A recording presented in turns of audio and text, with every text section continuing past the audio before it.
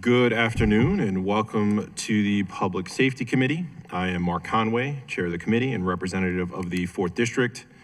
I'm joined here today by committee members, Vice Chair Zach Blanchard of the 11th District. Thank you, Mr. Chair. Yichi Slifer of the 5th District. Felicia Porter of the 10th District. Thank you, Mr. Chair. Paris Gray of the 8th District. Thank you, Mr. Chair. And Odette Ramos of the 14th District. Representing the mayor's office, I've got Tyler Schinella. And representing the council president's office, I don't see anyone in the room.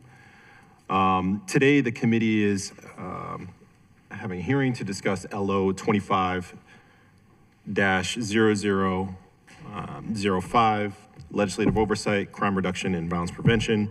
The purpose of this LO is to hold regular hearings with the police department, the mayor's office of neighborhood safety and engagement, and other agencies to monitor the progress of the city's crime reduction and violence prevention efforts. Today we'll be focusing broadly on accomplishments over the last year, and I look forward to hearing reports both from BPD and MONSE.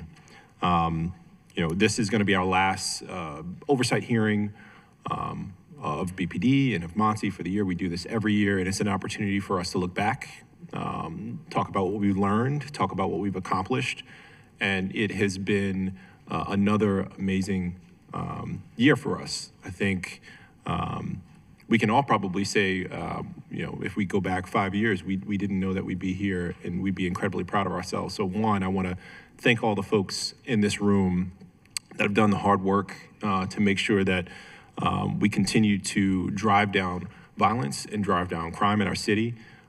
We have begun to turn a page. We have turned a page, dare I say, for the city of Baltimore, and now I think allows us to have different conversations, and it's in part due to all the great work of the individuals in this room. So I really applaud you guys. I thank you guys, and look forward to getting into the broader conversation. I know there's a lot going on. I think a lot that we'll get into in the course of this meeting today. I think probably the biggest question that I will be looking for answers to is what the future looks like for us, our partnerships, both from a financial perspective, noting that we're going to see shifts in funding for a lot of the violence prevention work that we've been relying on to drive down these numbers. And we're going to see potentially other shifts. So I want to make sure that we talk about what's happened in the last year. We speak to what we've learned. We're seeing the lowest, by far, the lowest on recent record, violent crime and rate that we've ever seen, homicides and shooting, which is really remarkable. So without further ado, I'm going to hand off to Commissioner Worley, and you're going to walk us through your presentation.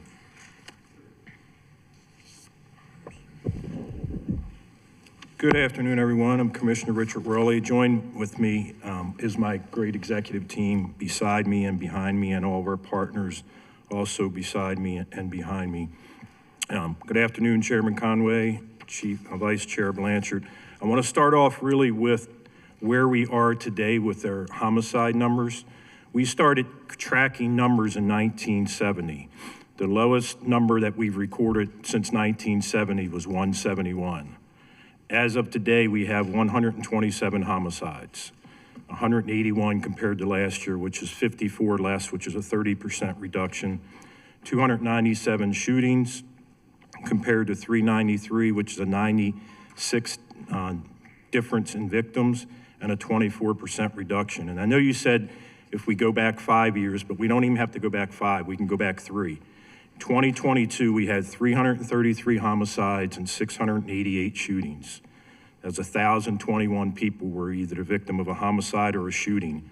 And as of today, we are just over 300 with that, just over 400 with that number.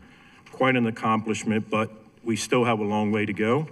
127 or 126 or 110, whatever the number ends up being, that is going to be that many too many. Any homicide is something we want to prevent. And the reason we've been able to do this is because of the great work. I'd be remiss if I didn't point out and brag about the great work of the men and women of the BPD, the things that they go out and do every single day, while we're still 500 officers short. We did most of this work with less than 2,000 cops. Right now, we're at 2,051. We're supposed to be at around 2,600. And the last time we were under 300 prior to these last few years, we had 3,000 cops. So we're talking about 2/3 of the department only having 2,000 compared to 3,000. They've done a fabulous job. Some of the big things I want to highlight are the clearance rates. Homicide clearance rate is 64%.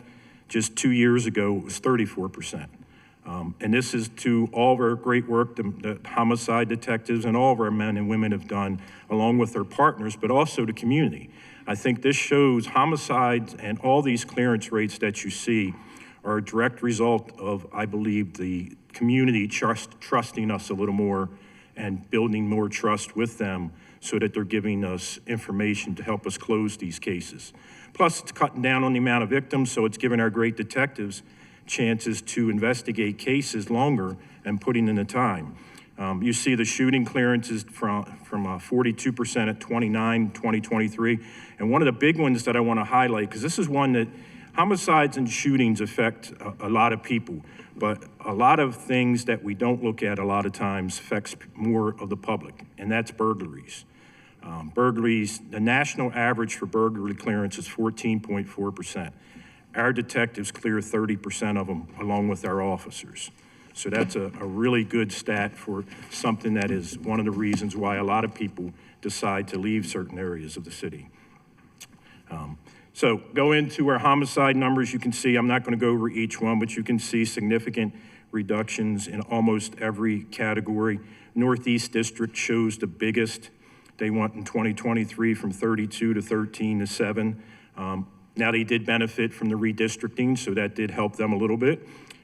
But that's still phenomenal work there. And if you look at every single district, one district that we look at a great deal for a barometer of how we do is the Western District. You see 36 homicides in 2023. I think we had 50 or more in 2022. We went down to 33 in 2024, and that number is cutting half so far this year with 16. So phenomenal work by the men and women of the BPD and all of our partners. Then you go to non-fatal shootings. The significant difference here you will see comes in the Southeast District. We went from 68 to 34 to 16 in 2025. Great work by everyone that has contributed to that. The South, again, the Northern, only district that's really up a little bit is the Northern, and that's because they were redistricted and they picked up some tough areas, but they've been doing really well lately as well. And then I go back to the Western. I know I talk about them, but that's where their group violence reduction strategy started. And you can see we're going from 79 to 78 to 43 this year for non-fatal shootings.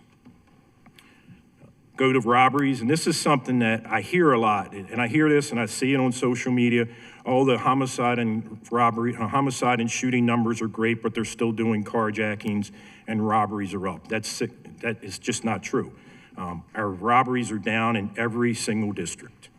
You can see 2023, we had over 3,000 robberies.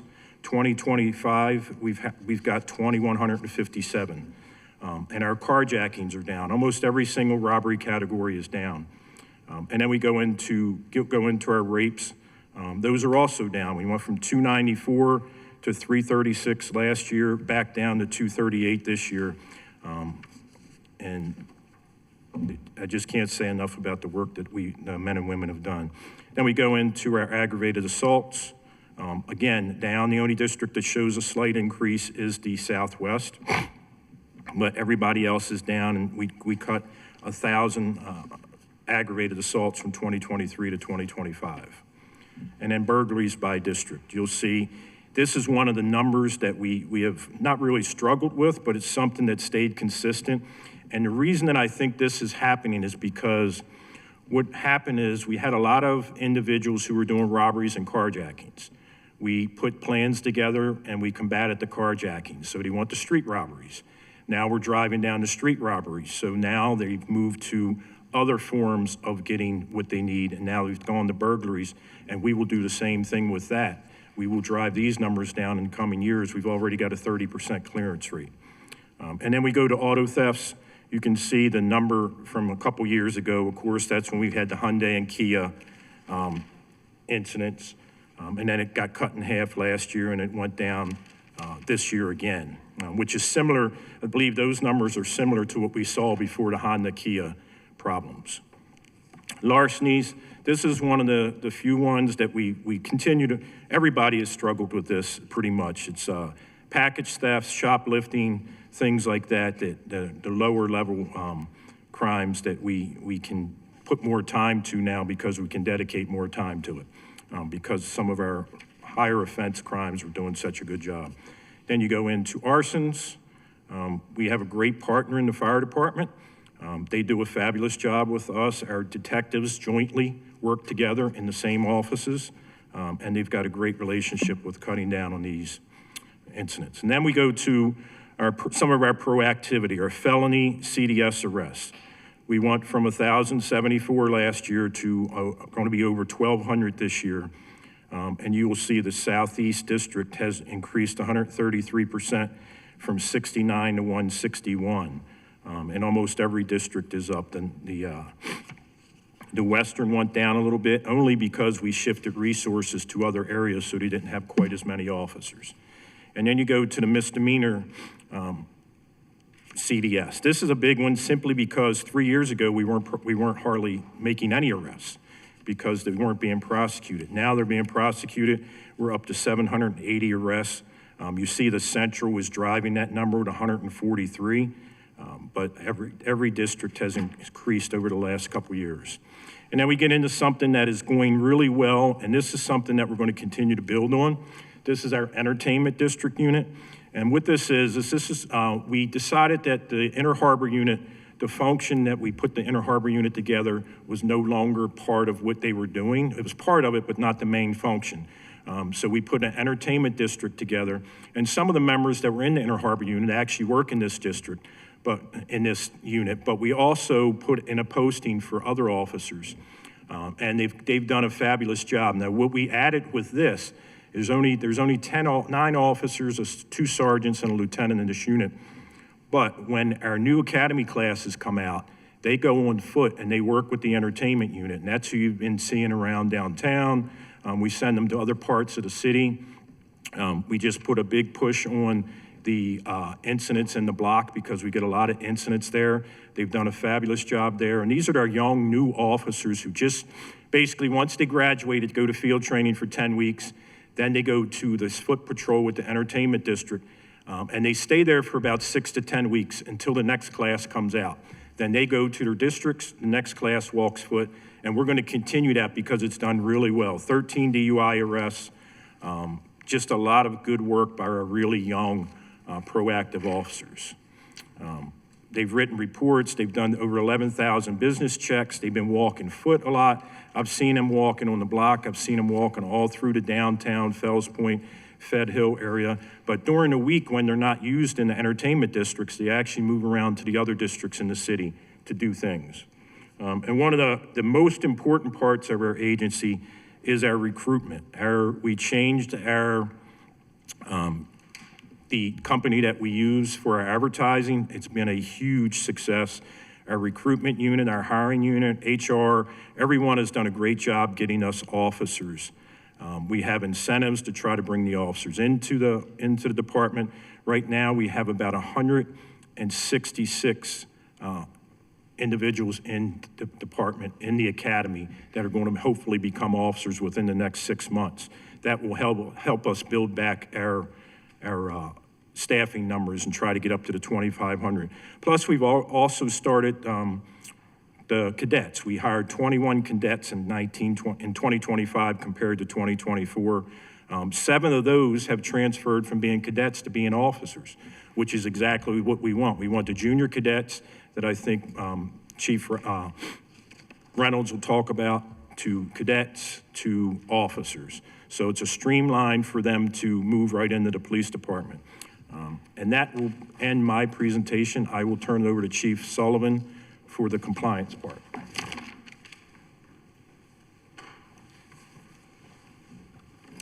Good afternoon. I'm Chief Sullivan with the Baltimore Police Department to provide a very brief update on our progress with the consent decree. As the commissioner stated, we've made incredible progress with crime reductions, and we've also made great progress with complying with the decree. The decree requires that we make changes to policy, improve training, and create systems of accountability. And as you can see, we're doing that. As of this week, almost 50% of the decree is in at least initial compliance, and we expect another assessment to come out later this week. We anticipate that that will also be in full and effective compliance. Go to the next. Okay, thanks. You can see over time, we are gaining momentum. Again, a lot of things had to be put in place, sort of like building blocks. We continue to make progress with more and more sections hitting full and effective, and then there will be sustainment. And once they're out of the sustainment period, they are no longer under federal oversight. Next slide. And just as a reminder, the monitoring team did publish 2 assessments so far this year, use of force and technology. Another will be out this week, and sexual assault investigation should be done by the end of the year. And again, the pie chart at the beginning that I showed, that's on BPD's website. So all of that information is available to the public, as are the monitor's assessments.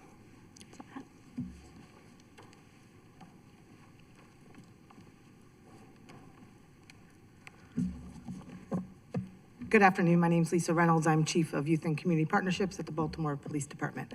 So for juvenile arrests, we continue to closely monitor and track our arrests for felonies as well as misdemeanors.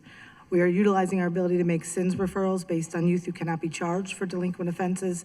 And as of House Bill 814, we have now referred 32 cases to DJS for SINS referrals. We do meet biweekly with DJS and our youth of concern and are awaiting a response to move this to a weekly basis using our revised GVRS coordination meeting model.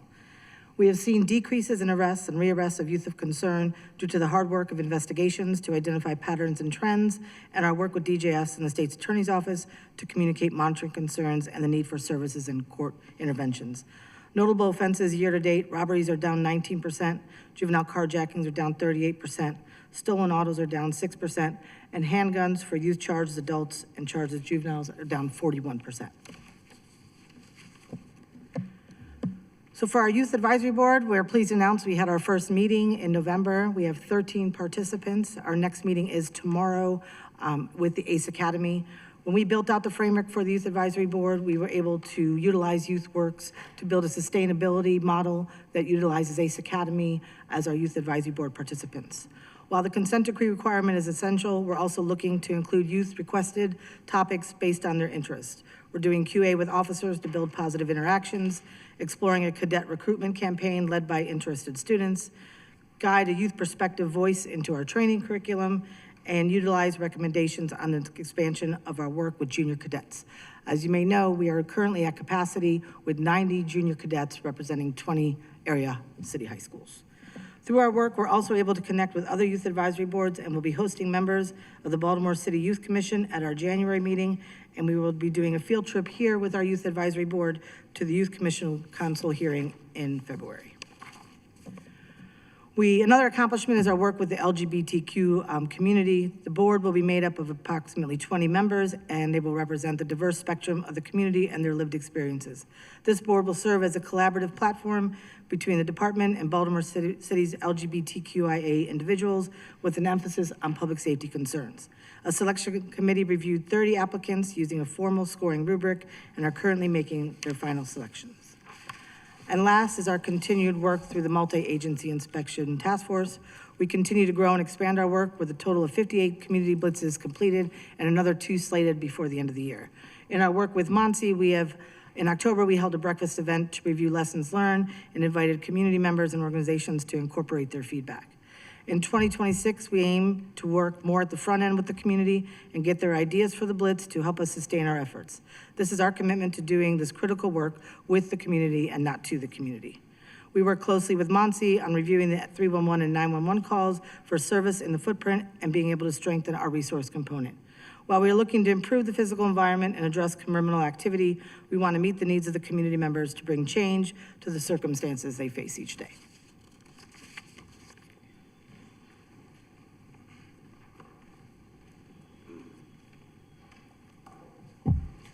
Thank you, Lisa. Thank you, Commissioner. We're just going to go right into the Monty presentation.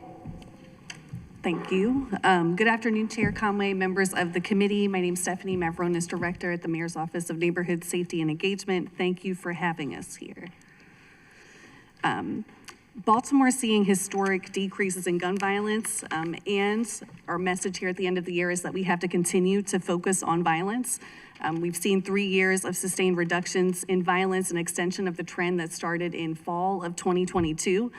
As of today, or I think as of yesterday, homicides are down 29.8%, non-fatal shootings down 24.2%. And last month, we saw the lowest number of homicides for any August on record. These numbers, I'll mention, are significantly above the national average for violence reduction. Other cities have had success with violence prevention work and focused deterrence, but have lost gains when they've diverted from the strategy. And I think a big part of what we're seeing here with the consistent declines is that we've stayed focused on our strategy, and we've continued to not only build the foundation, but continue implementing those strategies. We must continue to build on this work, and hence an emphasis on sustainability and scale as we head into 2026. Our work is guided by Baltimore's first ever 5-year comprehensive violence prevention plan, with Mayor Scott establishing my agency, MONSE, as the interagency accountability partner for this work. As you can see, our work is about employing evidence-based solutions rooted in public health best practices to intervene and prevent violence alongside traditional law enforcement. For a lot of this work, our efforts intersect across the spectrum of prevention, intervention, enforcement, reentry, and coordination with our partners.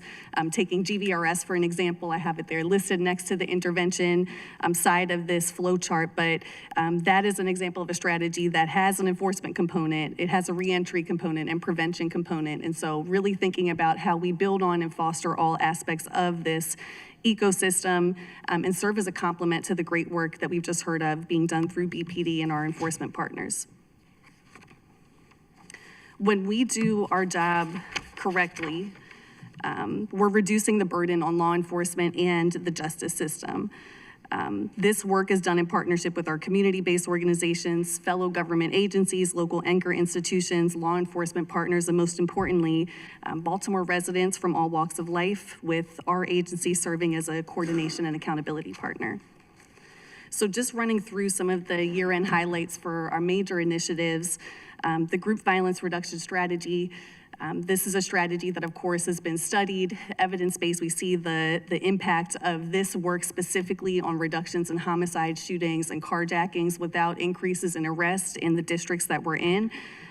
This work is continuing to grow as we seek to scale GVRS to the remaining 4 districts, starting next with the Northern. We've said from the start of implementation in the Western that we were going to be very intentional about expansion and make sure that we can sustain the outcomes in the districts we're in before we jump to additional areas of the city. And so that work is obviously ongoing. We're actively preparing for expansion in the Northern District and readying all of our teams in that work.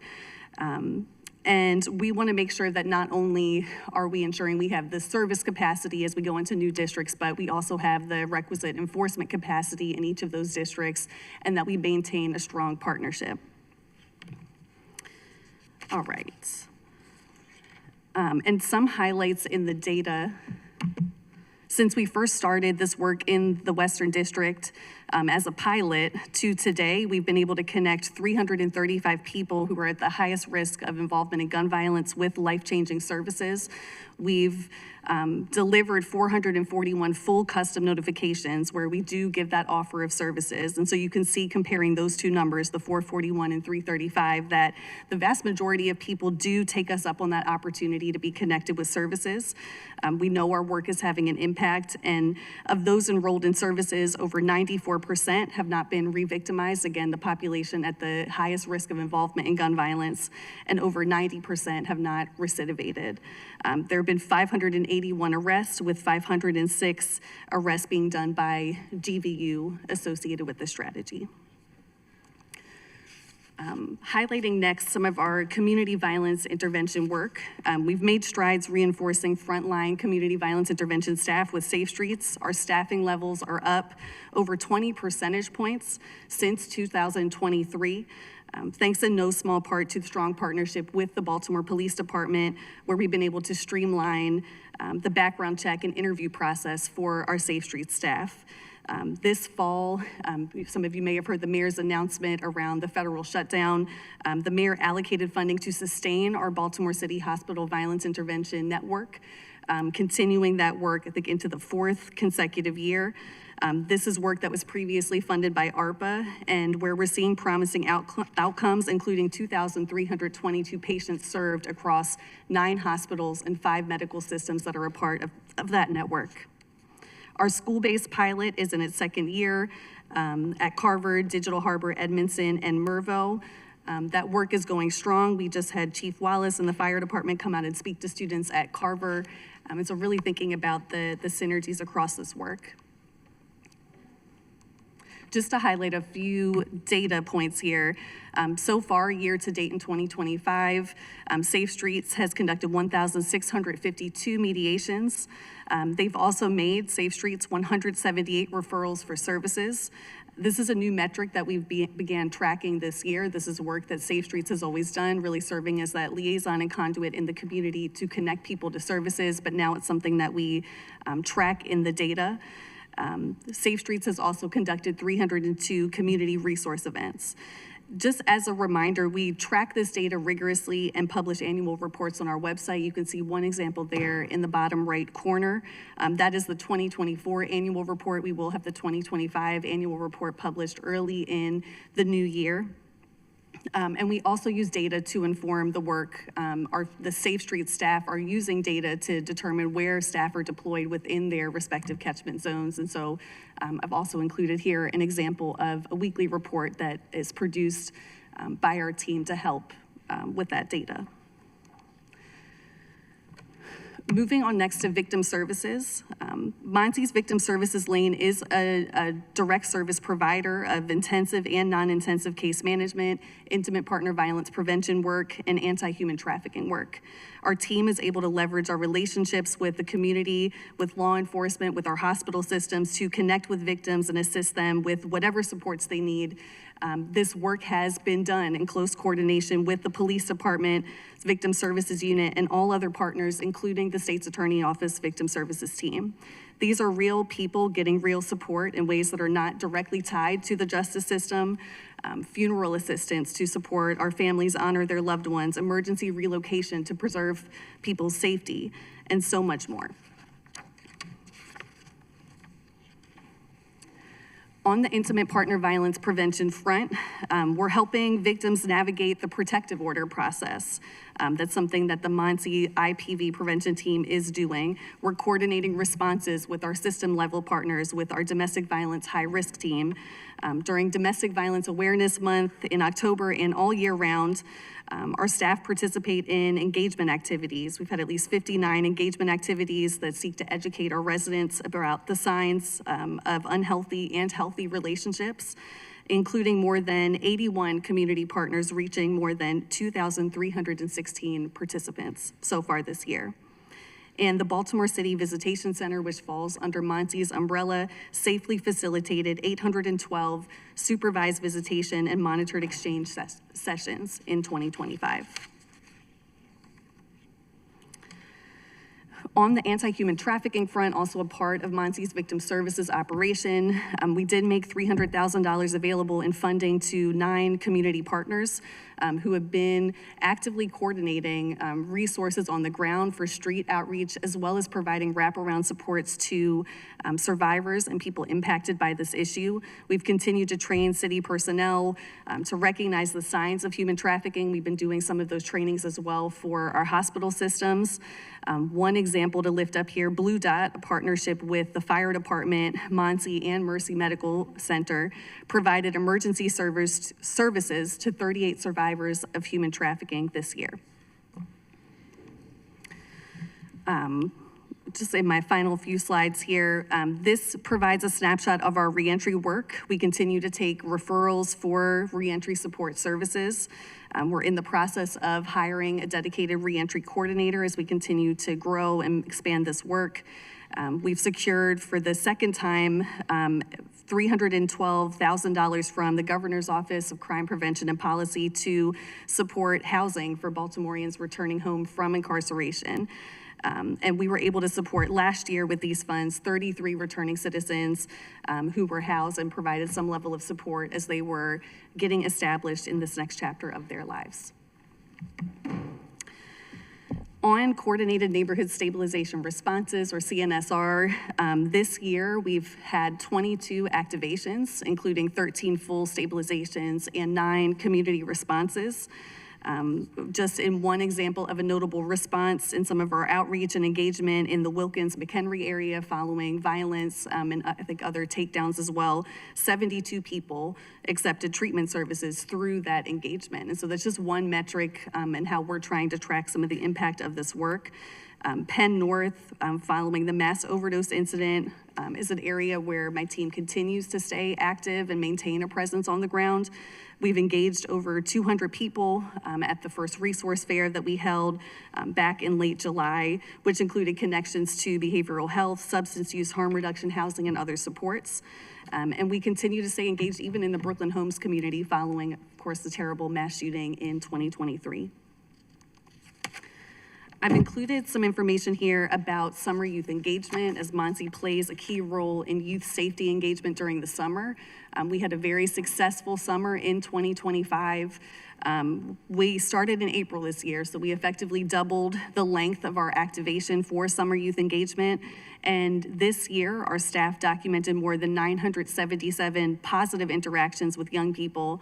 They logged 113 requests for services.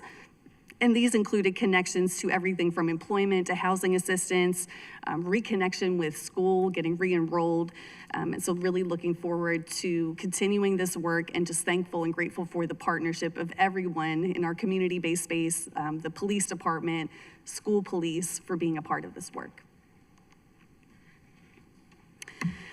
This is a summary of some of Monty's top-line accomplishments in 2025. I won't read them all, as I know you have a copy of this, but in addition to what I've already shared, some of the highlights I'll shout out: working closely with the Governor's Office to relaunch the Criminal Justice Coordinating Council at the state level, continued professional development for our community violence intervention workers, and an activation within MONSE of agency internal coordination meetings, where every week since the start of this year, we've been reviewing homicides and shootings to develop timely responses that address trauma, support communities, and coordinate agency activations.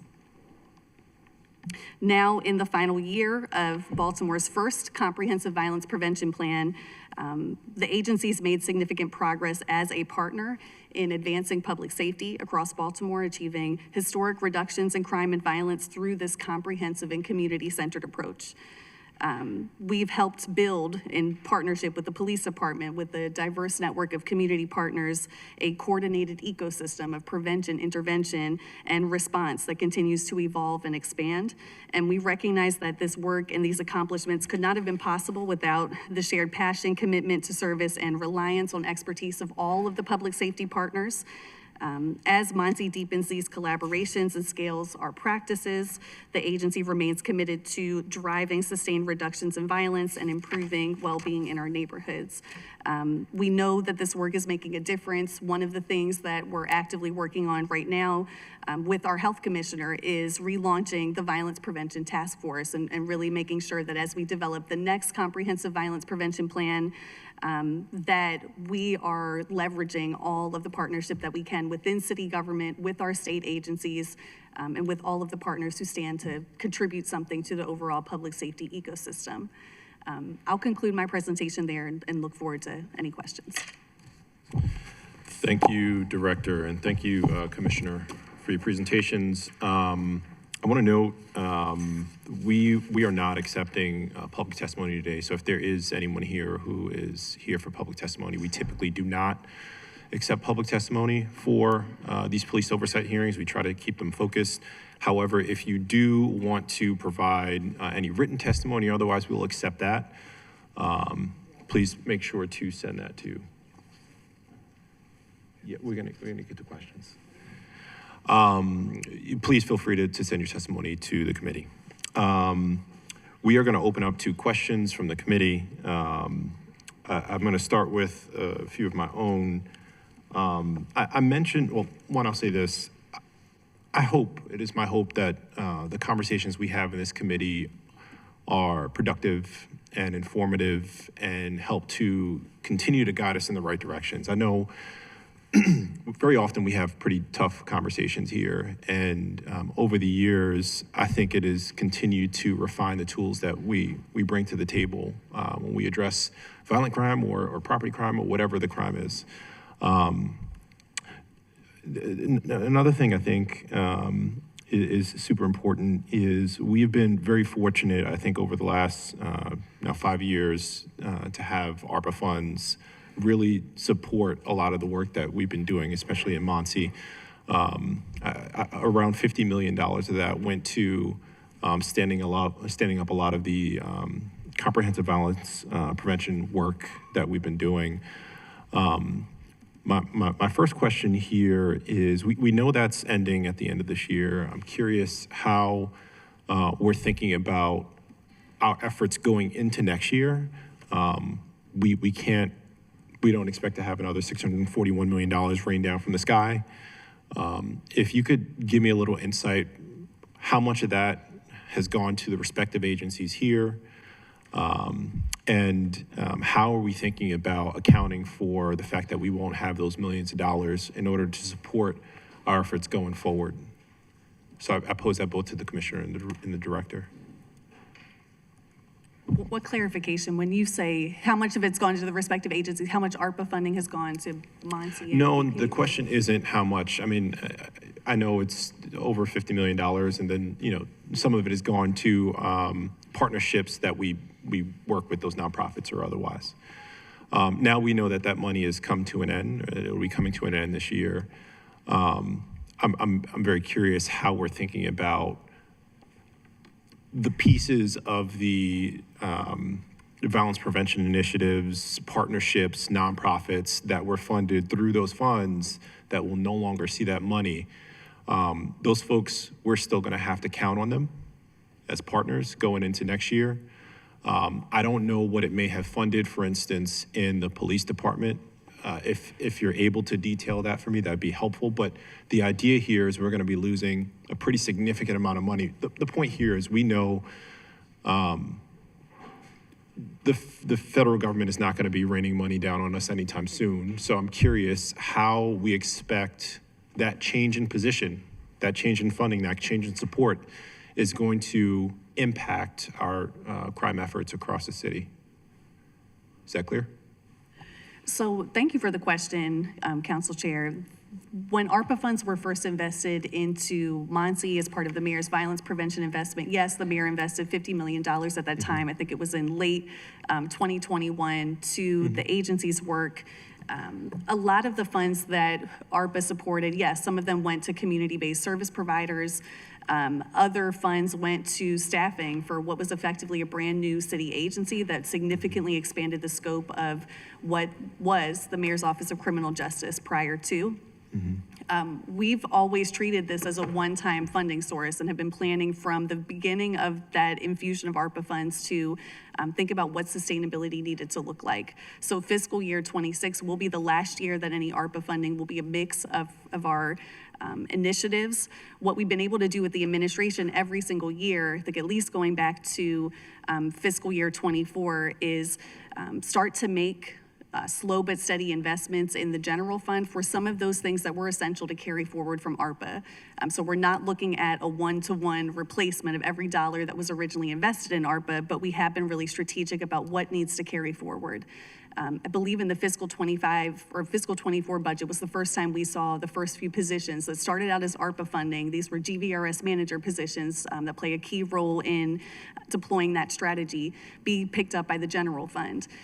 In the fiscal year we're in right now, we saw any of the positions that were essential to continue post-ARPA picked up in the general fund as well. There were also a number of positions that started under ARPA as part of the original vision that we decided to not carry forward, that weren't essential. And so again, not looking at a one-to-one replacement, but we're actively working with the administration to ensure that all of our programming that's been supported either all or in part by ARPA continues. I know agencies just submitted their budget proposals, and so these are things that are actively in conversation with the administration, but we're confident that we're gonna have the resources that we need to continue the work, and it's also why for things like the group violence reduction strategy, we've been so focused on evaluation of that work so that we can also share with the public, if we're making these investments of public dollars, we can see the work is yielding the public safety outcomes that we want to see.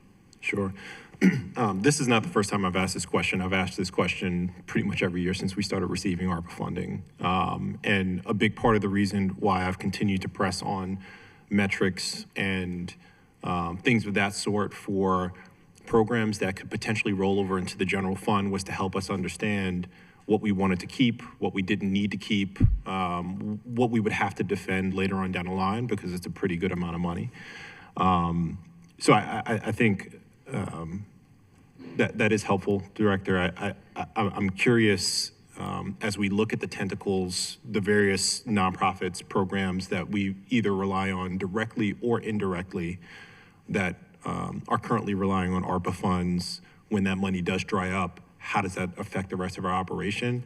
I think we've been talking about this largely for your office and some of the positions that are in your office, and I'm sure we're pretty close to having figured that out. But our external partners that rely on ARPA funds, that will be telling as well. And I'm curious, we haven't talked much about ARPA for the police department, and if there are any efforts that are currently being funded through ARPA funds. I'm curious. I do not have that information on me. I can get back to you with that. I also know, just to make sure that this work continues, it is going to be a priority of the mayor down in Annapolis also to continue the funding for trying to get more for GVRS, et cetera. But I don't know the specific amount. I mean, I can tell you that no matter what, our operations continue. So Sure. We don't really necessarily work the same way as MONSE does with external partners. So our operations can continue no matter what in terms of budget. I know we use some of it for vehicles, and that was part of the take-home vehicle program. Got it. So that would be affected, but like Aaron said, we're going to do what we have to do with our budget. If you could speak into the microphone. We're going to do what we have to do with our budget to keep the momentum rolling and keep us doing what we're doing. It would be helpful if we can just look at where those ARPA funds have gone into the agency and where we might expect them to stop. Just if that has any implications on any of the partnerships, any of the crime prevention efforts, any of the stuff that we've rolled out in the past couple of years, we may have to make some changes. And so I just want to make sure we are fully aware of what that means for us before it happens. We don't want to turn around and not be able to pay a bill or not be able to fund a unit or whatever that may be. Thank you. I also want to acknowledge we've got representatives from the State's Attorney's Office. We've got Deputy State's Attorney Thomas Donnelly and Catherine Flynn joining us today. My second question, before I hand off to my colleagues, is I think in line with the recent news of the State's Attorney not to partner with MONSE. We don't need to get into the weeds here. I will say this, I think my concern is, rather my highest priority is that we figure it out. We've made significant progress as a city, and we know how important these partnerships are at a time like this. The last thing I want to see is the inability for any of our programs or otherwise to work efficiently and effectuously because of some of that. I'm not sure what exactly the issue is. If you guys are willing to explain to me what's going on, I'd certainly appreciate it. If you are not able to do that here, I'd be more than happy to have a conversation offline about what exactly is going on, but I will tell you, I am concerned about that break and what that then means for the progress of our city.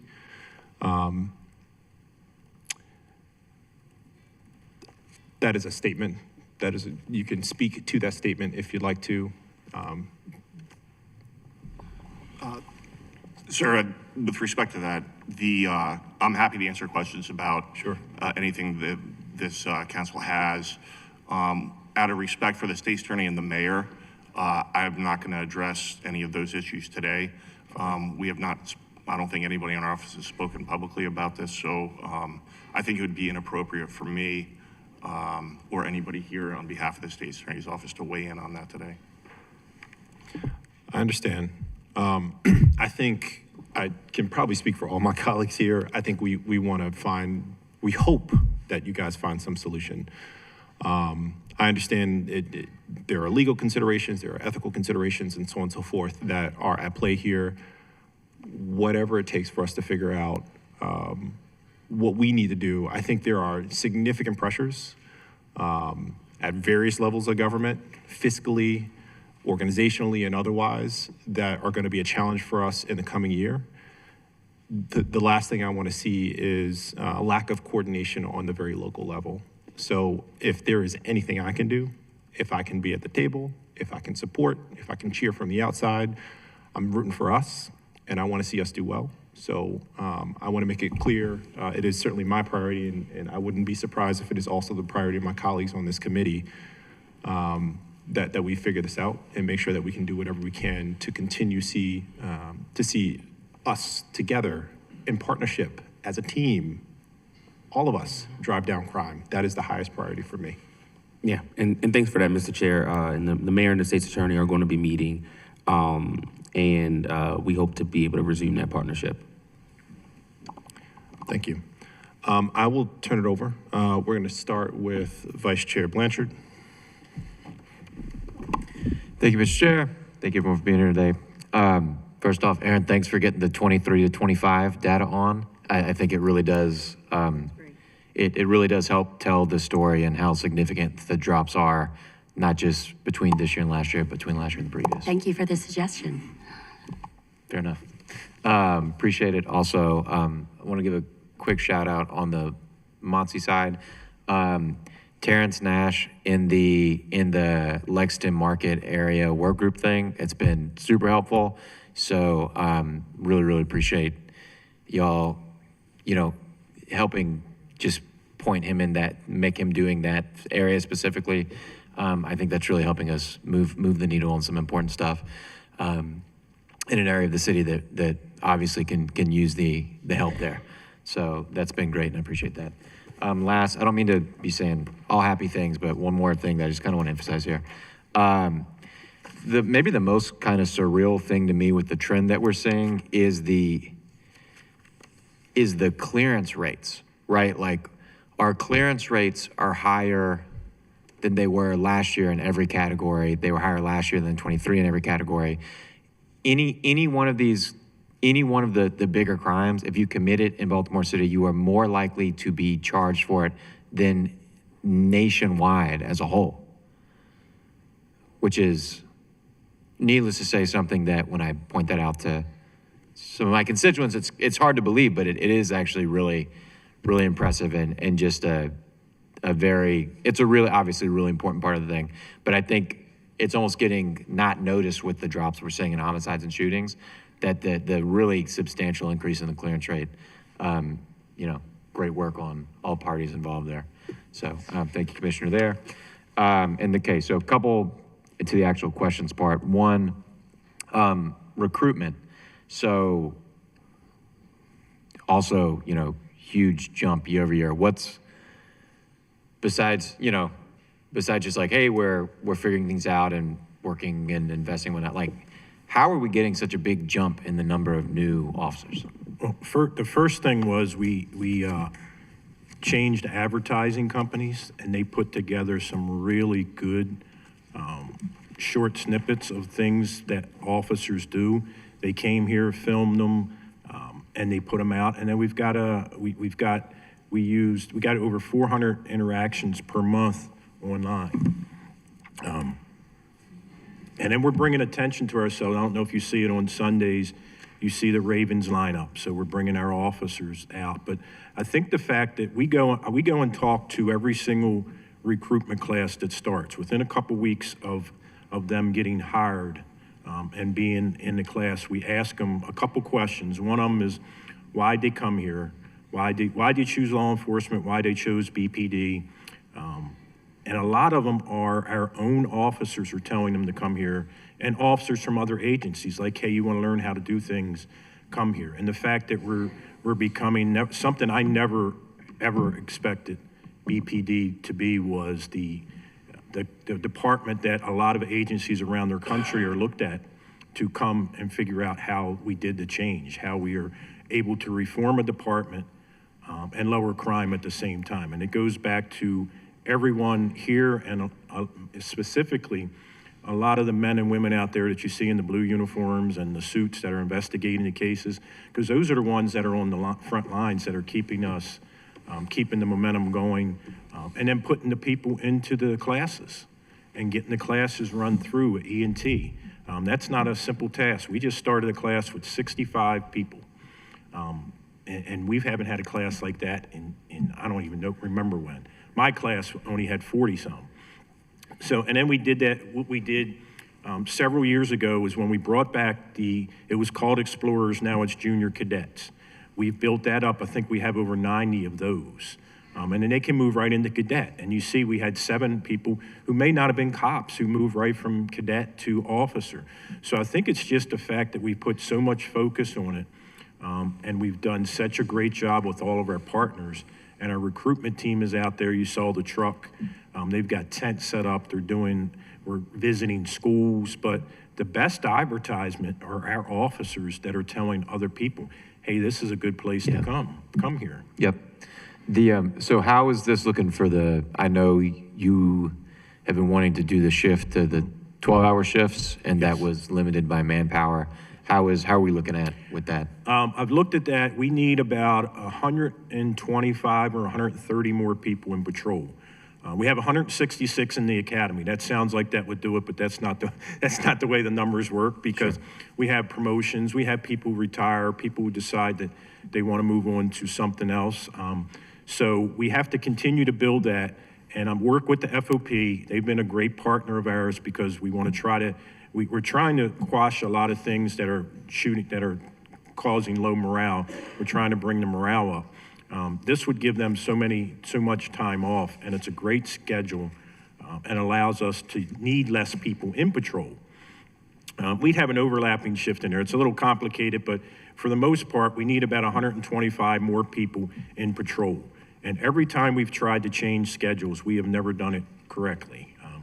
We tried to do the 10-hour shifts with 300 less cops than you should have, and it didn't work.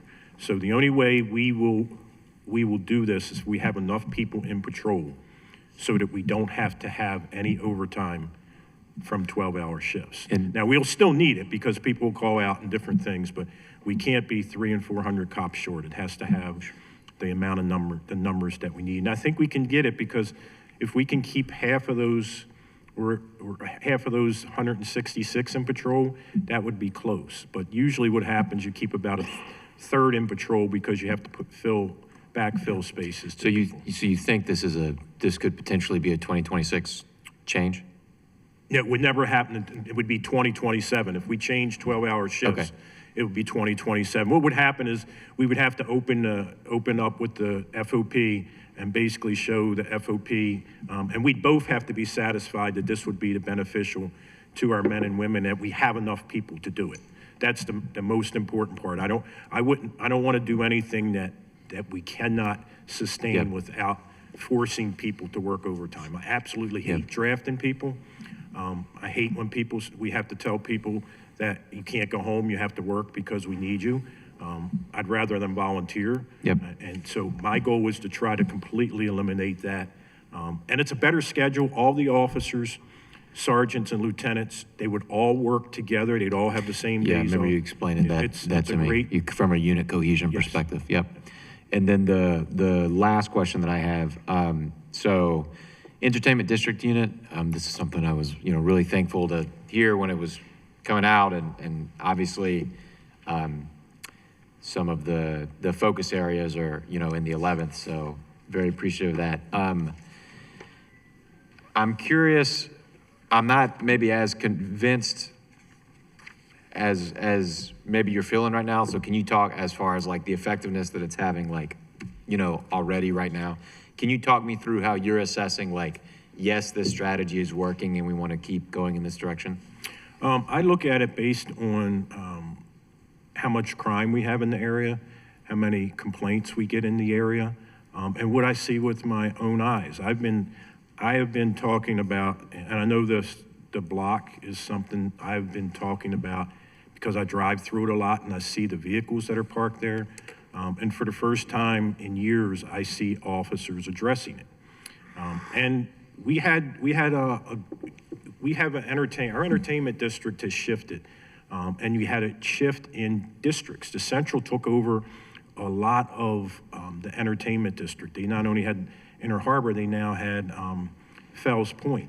So we put a lot on the Central, and they did a great job holding it down, but we have to give them some help. And we're not going to fix it overnight, but we are building towards adding more people to that unit of 9, but we have to have the people to do it. So the younger officers walking foot, there's a strategy in that, and the fact that once they finish field training, they get out there and they walk foot, and they're walking foot, they're doing business checks, they're building the community policing, and then they go to respective districts with another 6 to 12 weeks of building up their Right. skill set while also doing community policing and getting used to walking foot. And once they get out there, you'll see that they'll park their cars Yeah. and they'll walk more foot. And I'm really happy with where we are now. We do have a long way to go because we're not going to solve some of those problems overnight. But with the community support, when they see some of the things we are accomplishing with them, it's just another tool in the tool belt of our commanders and patrol.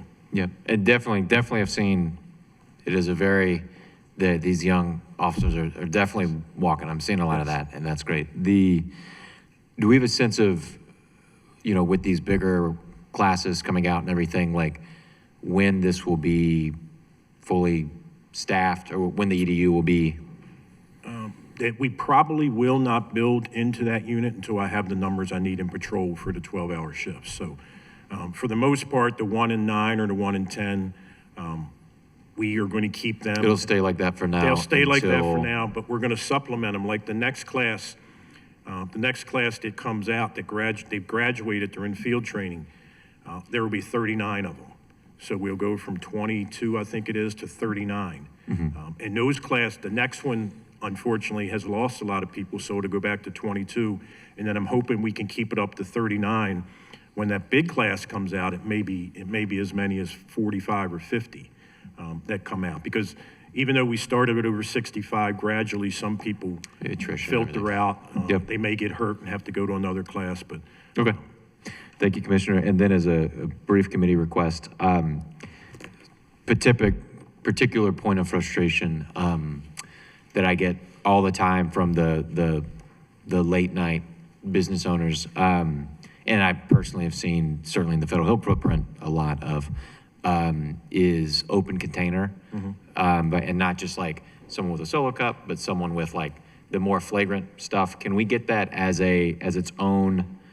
And I recognize that it's the strategy we use is the least intrusive, right? And so they get asked first, and then right if they refuse, and I have some skepticism towards the effectiveness of that strategy and whatnot. But the theory being that if they're listening, they're not going to get the citation because they've listened, right? But can we get that as its own line item in the totals for the next?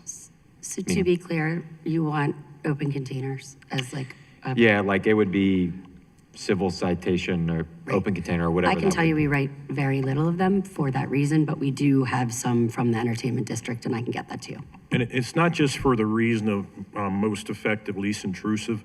It's also done it's a strategy point, is that if the officer tells them to pour it out or whatever, and he goes to give a citation, if they don't have ID, then you're taking that officer out of service for a couple hours until we either take him to juvenile facility or we arrest him, and then he or she has to go do processing. So if we take that officer offline to do that, we can't backfill with another officer. So that would put one less officer working there.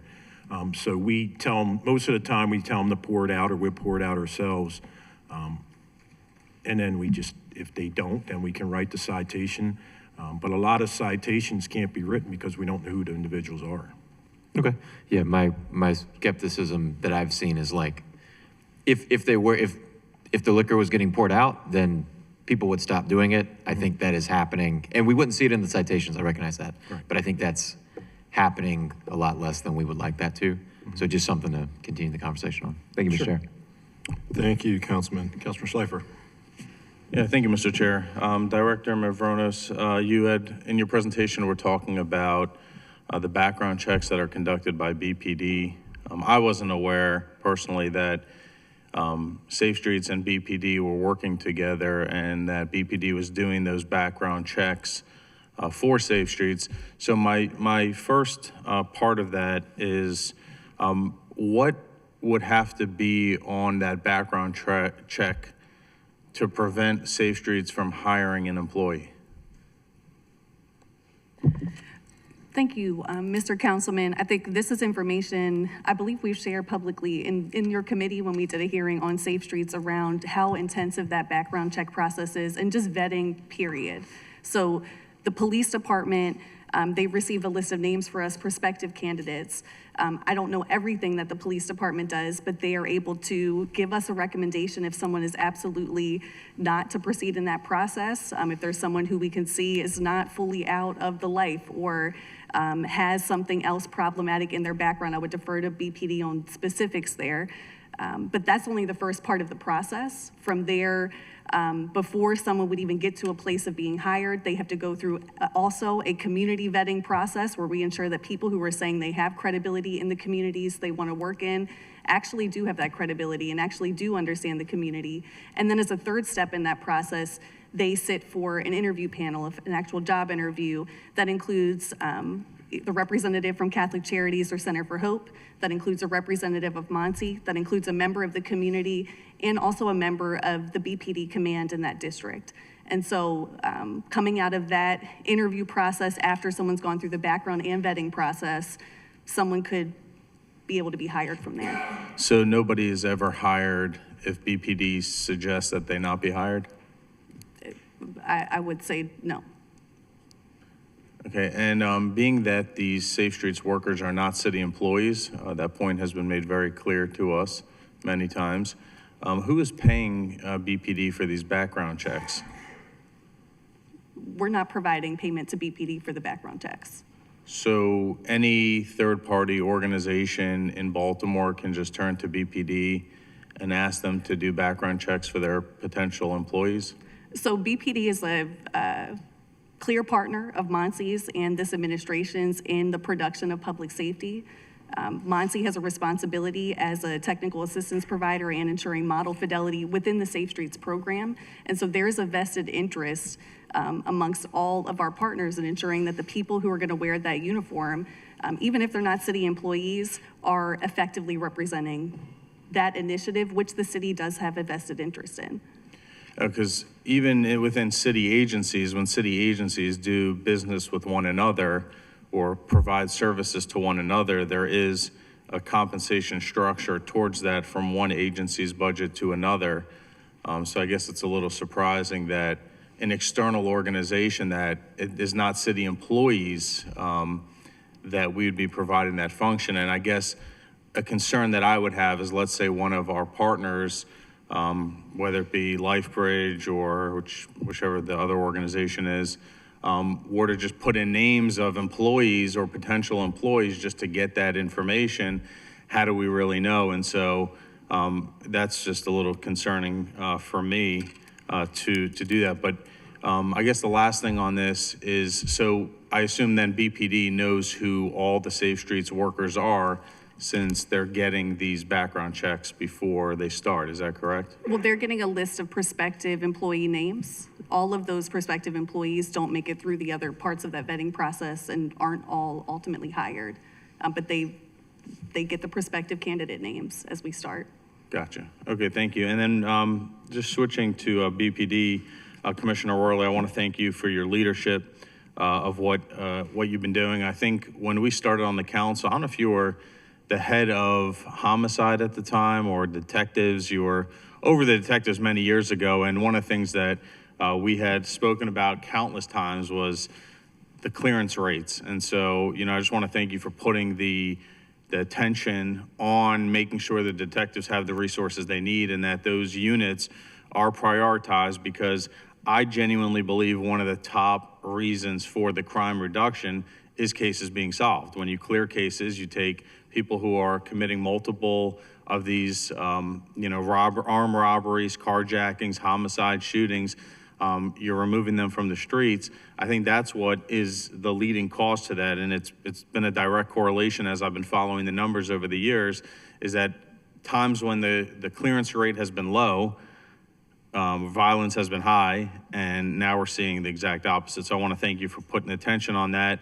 And then just ask you one question related to that. The second piece that I think is very important, which we're not really just getting into the weeds on here today, is the crime lab, which obviously is part of that piece.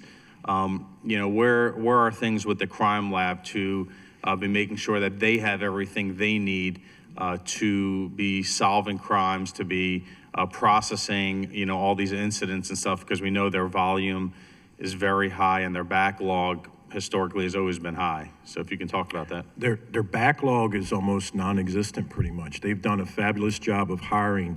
And I appreciate the compliment, but it's a lot of the work of the men and women, putting the right people in the right places. You see the colonel, lieutenant colonel, deputy commissioner, all here, that we put the right people in the right places and you let them do their job. And then we've got detectives that I would put up against anybody in the country. Once they had the time and can spend the time on it, we can solve the cases. And then you go back to the community. No matter how great the detective is, if you're not getting cooperation from the community or even some of the victims in the shootings, we're not going to solve it. But the crime lab, they just won an award for efficiency. And the city is actually helping a great deal as far as finding them a new home. So Chief Della Rocco has done a fabulous job. That's one part of the agency that seems to be able to hire really quickly. So she's got a lot of people that work for her, but it also gives us an opportunity that we are doing things in our own lab that a lot of other agencies have to send out to get done, like our NIBIN leads. We get a NIBIN lead, which is a lead on a cartridge casing, in 24 to 48 hours that other agencies have to send out to ATFs, to the point that helps our detectives. So everybody is working in concert to make the city safer. Gotcha. Thank you for that. Yes, sir. Thank you, Councilman Schleifer. Councilman Gray? Thank you, Chair. I first want to start like Councilman Blanchard and just say thank you to all partners involved. SAEO's office, once it gets to you guys, doing a great job of making sure those that are not bringing any value to our community are given the time out they deserve. To our police, you guys continue to change the narrative of what people thought about police growing up. I remember in school we had officer friendly, but growing up as a black kid and you became 10, 11, 12, officers weren't as friendly as they appeared when you would sit in the auditorium.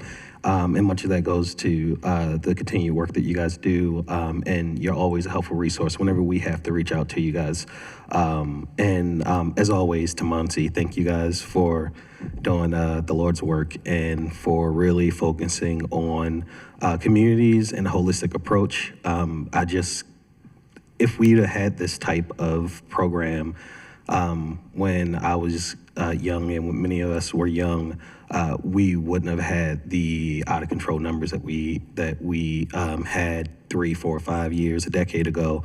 And it just shows that when you actually invest in people and not just police, that we get the outcomes that we deserve. So I just wanted to say thank you. I wanted to ask, my first question is based on the school-based violence mediation. And since the pilot has been rolled out, you've handed out 342, you've handled 342 mediations and 120 community building events. This is a question for Monty and for BPD. What indicators will you use to decide whether we should scale this even further? Once you guys have success, we want to make sure that every school gets love. I'm happy that Emerson Westside is a part of it. What decides whether this is something that can be scalable? And then to BPD, and I can ask this again, how does the school-centered work and support reduce the burden of BPD in those surrounding neighborhoods, like around in those areas that have the spill out sometimes from the community, from the school violence?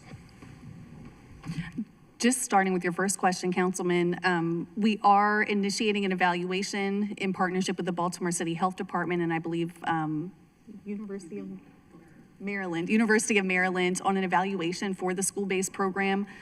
The funding that we've initially put into this pilot is for 2 years, and so we're rounding out our second year of that work. So really looking ahead to that evaluation.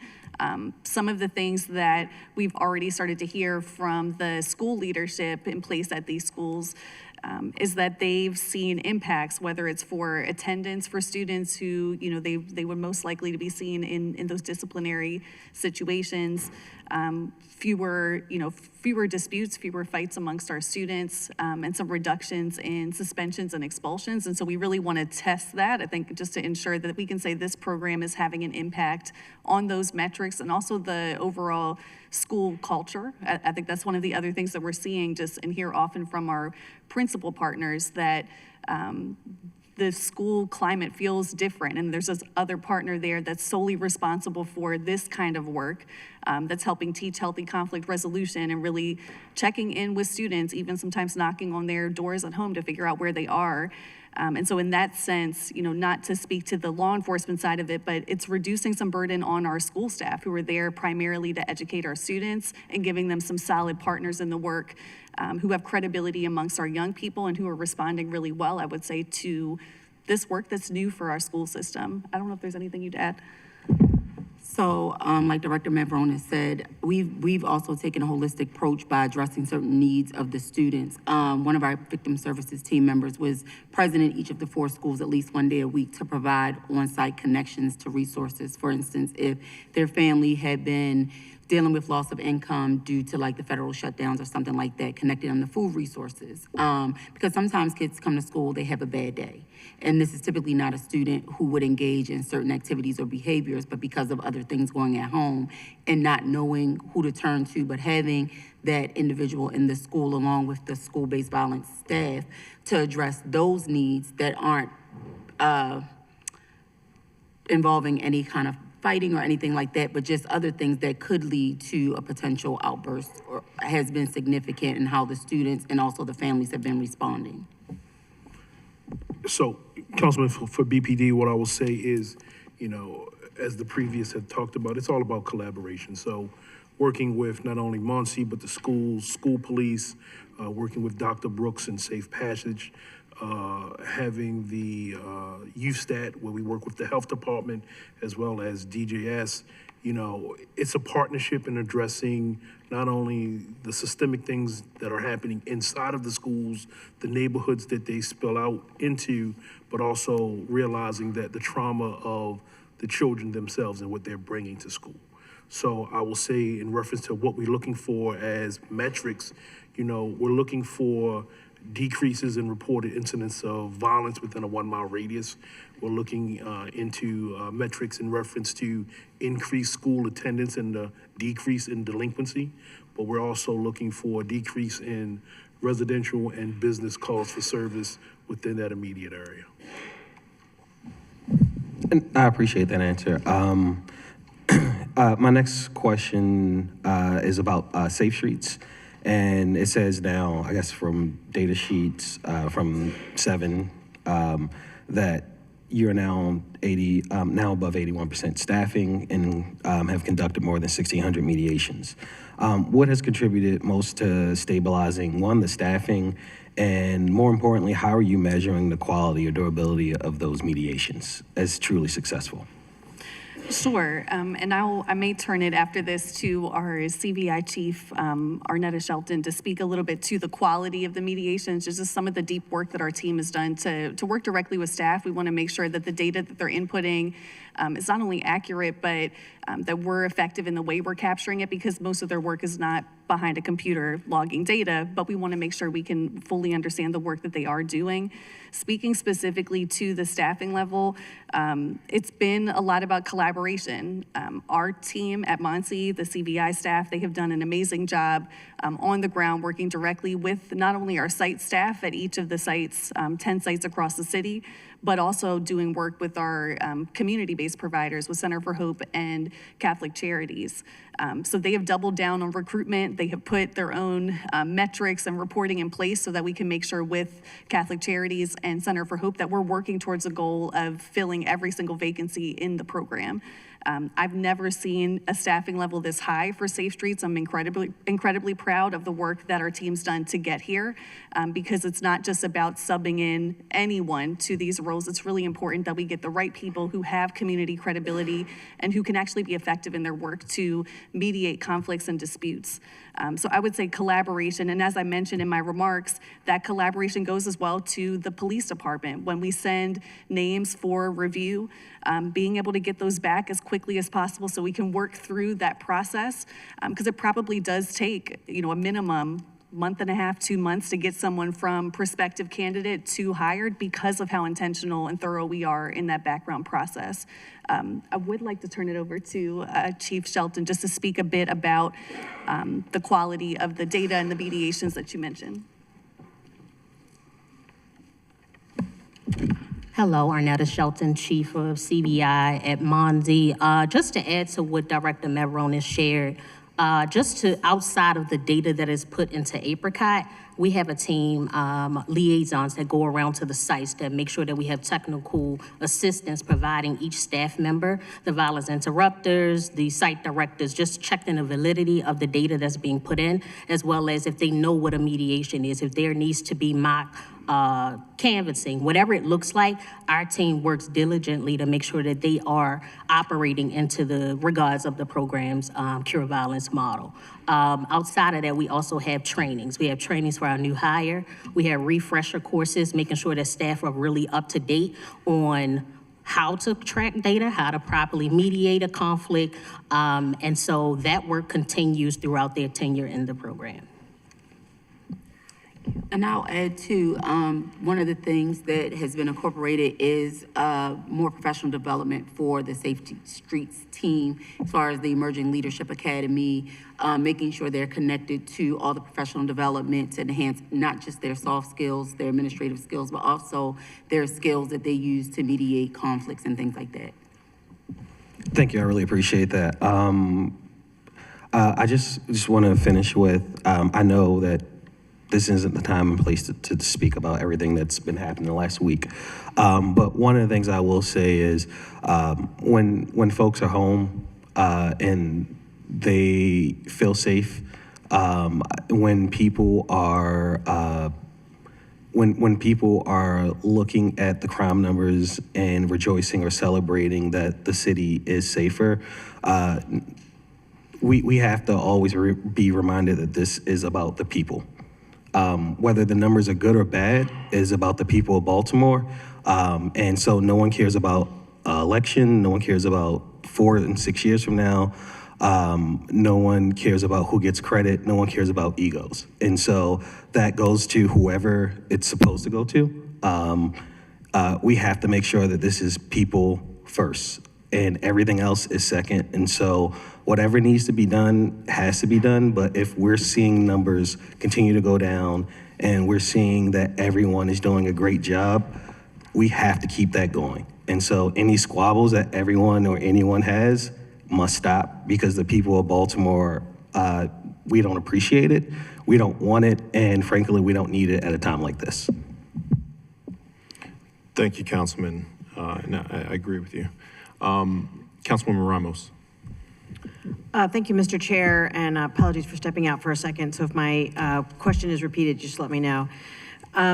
First, I just want to say I am so glad GBRS is finally coming to the Northern. I've been asking for it for 2 years. It's happening, and I'm grateful. So please let me know what you need from me. I'm, myself in my office, and so many others in our district are just ready to get this done. Because we have unfortunately seen an uptick of some unfortunate activity in my district. And I think that I'm very confident that the strategy works. And so I know that it will. So I'm happy about that. So thank you so much. I also really appreciate the victim services folks at Monsi. I'm not going to get into the specifics, but they answered my call immediately, and the young person is doing great, and that's because of you all. So I'm very grateful. Thank you. And you answered my call, I think it was 10 o'clock at night when, the call came in. So that is the kind of dedication to our community that I know you all have, and that I know our police department has, that is very important. And so I just want to say thank you to the team. I think it's amazing. I do want to ask a couple questions. One is, and again, if this was already asked, please stop me. I had a question about the GBRS arrests. So that's 581 all time. Do we know how many of those were, and maybe you can't answer this here, but were they prosecuted? What happened with these folks? Do we know the numbers? And if not, you can get back to me. You need to turn on your microphone, sir. I always There get you that go. wrong. Perfect. Oh, and you asked what you could do to help. So right now, we are looking for community moral voices for the Northern District. So if you have any names that you would suggest, that'd be helpful. Sure. So Colonel Velti is here, could probably speak more to the arrests. My understanding is for each of those, it's not only an arrest, but a charge. Sure, good afternoon. A charge too? So these are arrest and charged? That's correct. And generally, the majority, so over time, 251 of these were actually indictments throughout the strategy. So when we go into a group, we work collaboratively right off of the case inception with either the state's attorney's office primarily or the AG's office. So throughout the course of the investigation, we're looking at the folks that we believe are driving the violence within that organizational structure, and we build those investigations out with the attorneys hand in hand throughout the process to ensure successful prosecutions at the end.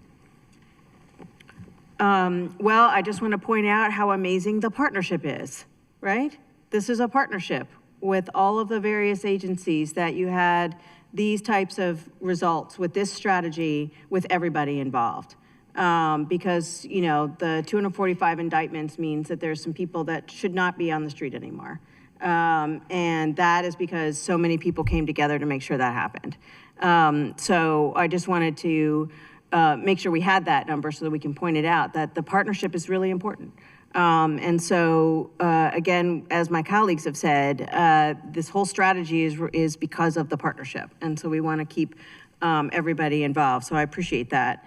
I had one last question around the human trafficking side. I'm getting a lot more involved and knowledgeable about it for lots of reasons. You talked about the fire department bringing in referrals. I didn't see BPD bringing in referrals on this slide. Maybe I just misread it.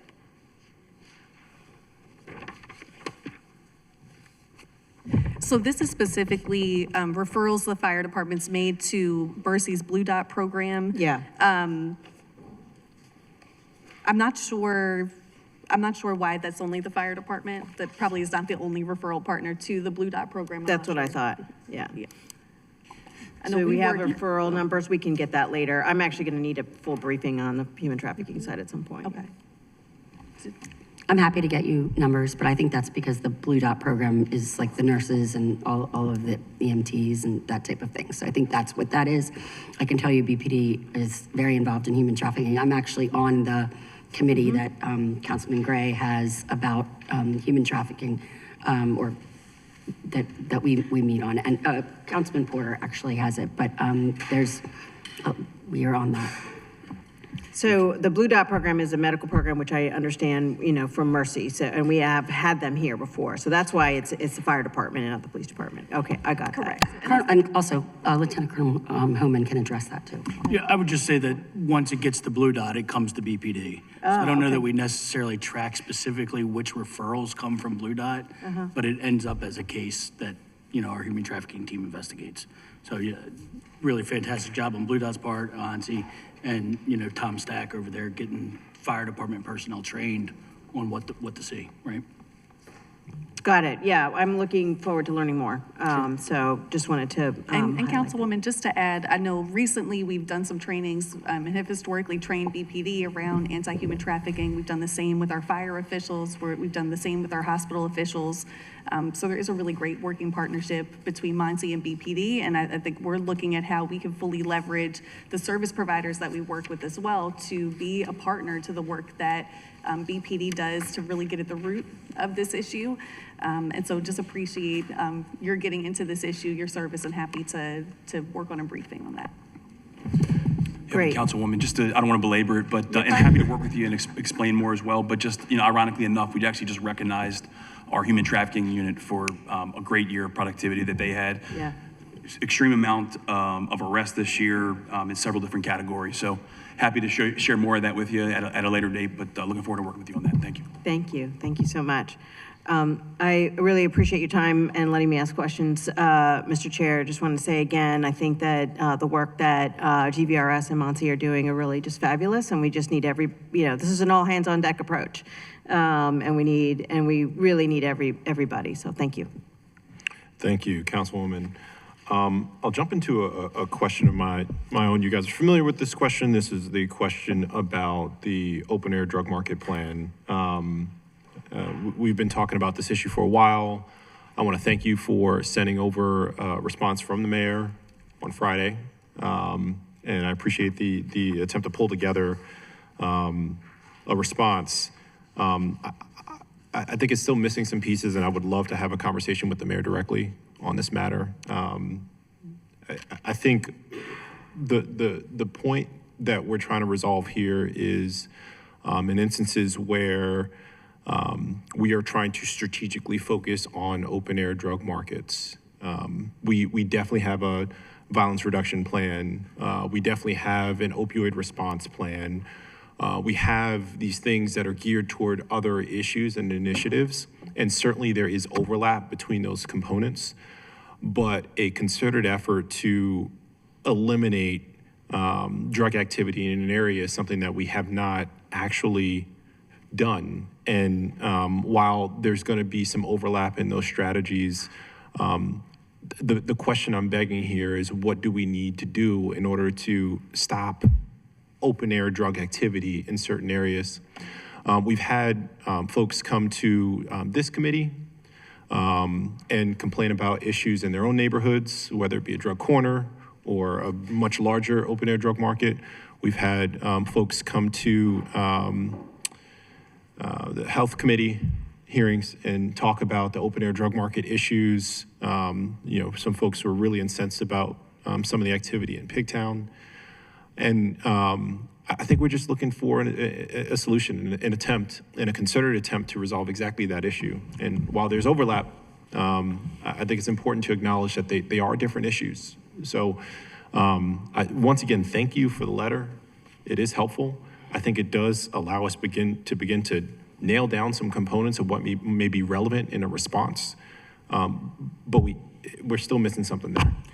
Yeah, and thanks for that, Mr. Chair. As we've already told the committee on a few occasions, addressing open air drug markets is already a part of our comprehensive violence prevention plan and our overdose response strategic plan. The letter served essentially to reiterate what we've already been saying, right? Which is that the group violence reduction strategy has led to takedowns of significant drug organizations. MONSE's community engagement work directly connects people using and selling drugs to vital resources, and both the health department and the Office of Overdose Response facilitate access to care and treatment for those who need it, right? I think that this kind of inclination to continue to say that we don't have a plan, what I'm saying here is this doesn't actually resolve what I'm asking to resolve. Yes, we do have takedowns. Yes, we do address addiction, but no, we do not address an expectation of an open air drug market. We just don't actually permanently address those issues. Now, we may take down a given drug operation, but within weeks, they're back. And so the question for me is, what can we do to prevent that from happening? So I think that's maybe the piece that we're not connecting on. Yeah, and I mean, but we are, and like, that's where the piece about like saying that we don't have a plan to address open air drug markets is misleading, right? We have targeted enforcement. Hold on. We provide the training. This plan, this letter, this letter essentially says we have the comprehensive violence prevention plan, we have MONSE's community intervention efforts, and we have GVRS. Those are about violence. Those are not about open air drug markets. And the piece here that's important is that violence does not have necessarily boundaries. These are interpersonal relationships. These are groups. These groups drive across the city. They operate across the state. And so the investigations are going to be different than what it may take to address an area. So I think that they're related. Don't get me wrong. I agree with you in that regard. And I think what you've outlined here, or excuse me, what the mayor has outlined here is a beginning to solving some of those problems, but it doesn't permanently address those issues. Now, I'm not suggesting that this is something easy to do, but I'm suggesting that it's worthwhile.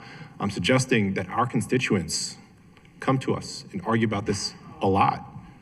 So I think what I'm pressing for here is something that is concerted and focused on exactly that, especially when we've had instances where we take down a drug operation, soup to nuts, we take down the whole supply, and within weeks, there's another operation operating on the same corner. So I want to figure out how we do that. And I would love to have a conversation with the mayor or commissioner or FBI, ATF, ABC 123, I don't care. I think what we need though is some response to address that issue. Yeah, but that's what I'm saying, Councilman. We have a response to address that issue, right? Essentially, And you're I'm asking. telling you it's insufficient. Okay. That's all. Sir, if I and can- not in like a pushy way. It's just I'm looking for more. If I may help? Yes. I didn't say it before, Terrence Nash, Chief of GVRS. So one of the initiatives we were asked to do outside of GVRS is develop a comprehensive plan to reduce addiction, drug dealing, blight in neighborhoods that are conducive to criminal activity. One of those initiatives is in the Lexington market, where we've developed a collaboration between more Health Department, BPD, MTA Police, University of Maryland Police, who else? DPW, DOT, where what we're doing is at once making sure the services are there for people who need the services to get better. Embrace is a great partner there. They happen to be located right in that spot. And for people who aren't willing to stop the criminal activity, to do enhanced enforcement in the area, knowing that people are not going to go to prison for a long time, if at all, for dealing prescription pills. Part of the plan is, once again, make contact, see if they'll stop with services. If not, they get arrested. And what we're asking for in the state attorney's office, my understanding from talking to the police department, has been a great partner in this, is we ask for stayaways from that area as a condition of their release, and stayaways as a condition of their probation, knowing that, like, as long as there's sort of legal requirements for that, right? They can't live in the neighborhood or have to go there for like medical or whatever. But there's no other reason for them to be there other than dealing drugs. Yeah. Then that's what we're asking is for them to stay away from that area. And it seems to be having an effect. I don't know if you've been to Lexington Market. Yeah. Lately. It looks pretty good. It's been used a couple of times in my district as well, and it has been helpful. I think, Councilman, just to build on what you just heard from Chief Nash, I think the Lexington Market example is an important one to show how these efforts come together. You're right, we have plans that focus on related things. We've talked before in this committee about how important it would be to really leverage all of those plans to solve some of the issues that you're talking about in an actual place. And I would argue that what we are doing right now in Lexington Market, what we're also standing up in the Pigtown community, are two concrete examples of that. If we think about Lexington Market, we're actively developing key performance indicators and thinking about what the future of this work is to track our progress. And of course, given the reality of Lexington Market, this is going to be something that we're engaged in for some time. But I think this is one really clear example of all of those different aspects that we've talked before in this committee coming together and this administration implementing them and deploying that strategy. And for us to get the lessons learned from that, I think this is exactly what this administration's doing and focused on that collaboration and partnership that allows us to tackle a problem like this one from different angles. So. I'll say this. This is a team effort. And that team effort requires that we all be able to talk about what we're trying to accomplish, what our respective roles are going to be in that. And I'm happy to play with the team is my point. And so I would love to come to the table and discuss with any agency, any part of the administration, the state's attorney's office, what it might take for us to actually resolve these issues. And we have components of it, don't get me wrong. But nothing is actually keyed at solving that problem, much in the same way that we know that homicides are down. Do we know how many open-air drug markets have been dismantled? Can we prove that? Yeah, but Councilman, like, I get it, right? But again, you comparing homicides to open air, like two very different things. They are different. You're talking about underlying factors that lead folks to make the decision to wake up in the morning, stand on a corner and deal drugs, right? Those are two very different things from somebody who makes a decision to stand up and go take a gun and kill somebody, right? So I think that while we appreciate, right, your willingness to say that, you want to have a discussion about it. I think that, again, though, when you lead by saying you don't have a plan, you mislead our residents because that's not true. I said that this plan does not do what I'm asking for. Yeah, it was a letter. It's not a plan. That's not a plan that you have. It's a letter in response to some of the many different pieces you raised in this committee, and it was our attempt to reiterate what has been shared over the course of, I think maybe we've been talking about this for maybe 3 committee hearings, maybe 3 or 4, to outline the different pieces. I will say this. I'm not trying to sandbag you. I want to see a resolution here. That's it. And so I'm more than happy to have this conversation in a room with folks that are actually looking to resolve it. That's it. That's it. So more than happy, maybe we can set that as a follow-up, that we can have a conversation about what exactly I'm trying to accomplish here. I know Councilman Glover has also been pretty loud about this issue in his district. I've seen it in mine, and I'm sure Councilman Gray has this issue in his district as well, pretty prominently. So we all want to see a solution here. How we go about that, I am all game in working with the administration to figure that out, but it is my responsibility as Chair of Public Safety to figure out what we can do together to resolve this issue. That's all. Mr. Chair, if I could add one Go ahead. item. Yes. Thank you. So I will say that we have successfully resolved 1 and 2 open air drug markets in my district, and that was a comprehensive carrot and stick approach with MONSE and the PPD and the community. I think it does take all of that, but the other thing that really was the key is that, just like the mayor's office was talking about, sometimes what's happening is that folks are waking up and saying, I got to pay rent. I mean, I gotta eat. I gotta, be able to take the bus to get to work. I've got to it's poverty that we're talking about here. I agree, And Councilwoman. so And I think that the piece here is, yes, when we know that all of those incentives will continue to exist. Right. But when we've done the hard work to address an area and we walk away from that area and we notice that the activity comes back. The activity, knock on wood, has not come back. Let me finish. What is our response? Because I've had the very same instance happen in my district where the police department did a major takedown, they cleared the corner, and maybe a couple months later, it all came back. So that is what I'm trying to resolve for Sure. here. There's a permanency to this that is not just an individual. So with that, I want to. I just want to add one last thing, and that is that I have an issue in my district that is not open air drug market, but all of the drug sales is hidden. It's in houses, it's in shops, it's in, so nobody's seeing it. So we're talking about open air drug markets, but we're actually need to talk about how to address something like that as well. I think we need to address that as well. My challenge here is with these open air drug markets, what happens is people don't want to buy homes, businesses can't operate, folks can't actually improve the area.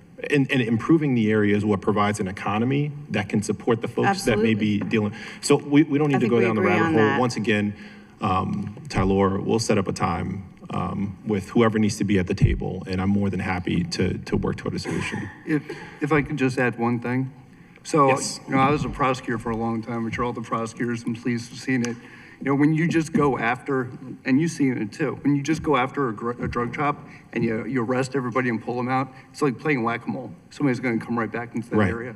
And so I think that, and I'm sure Director Mavronis can speak more to it, that's what a lot of these plans that we're putting into place, it's learning how to deal with the root issues as well as the enforcement issues. And so that's what we're doing, is designing a tool that will have lasting effect.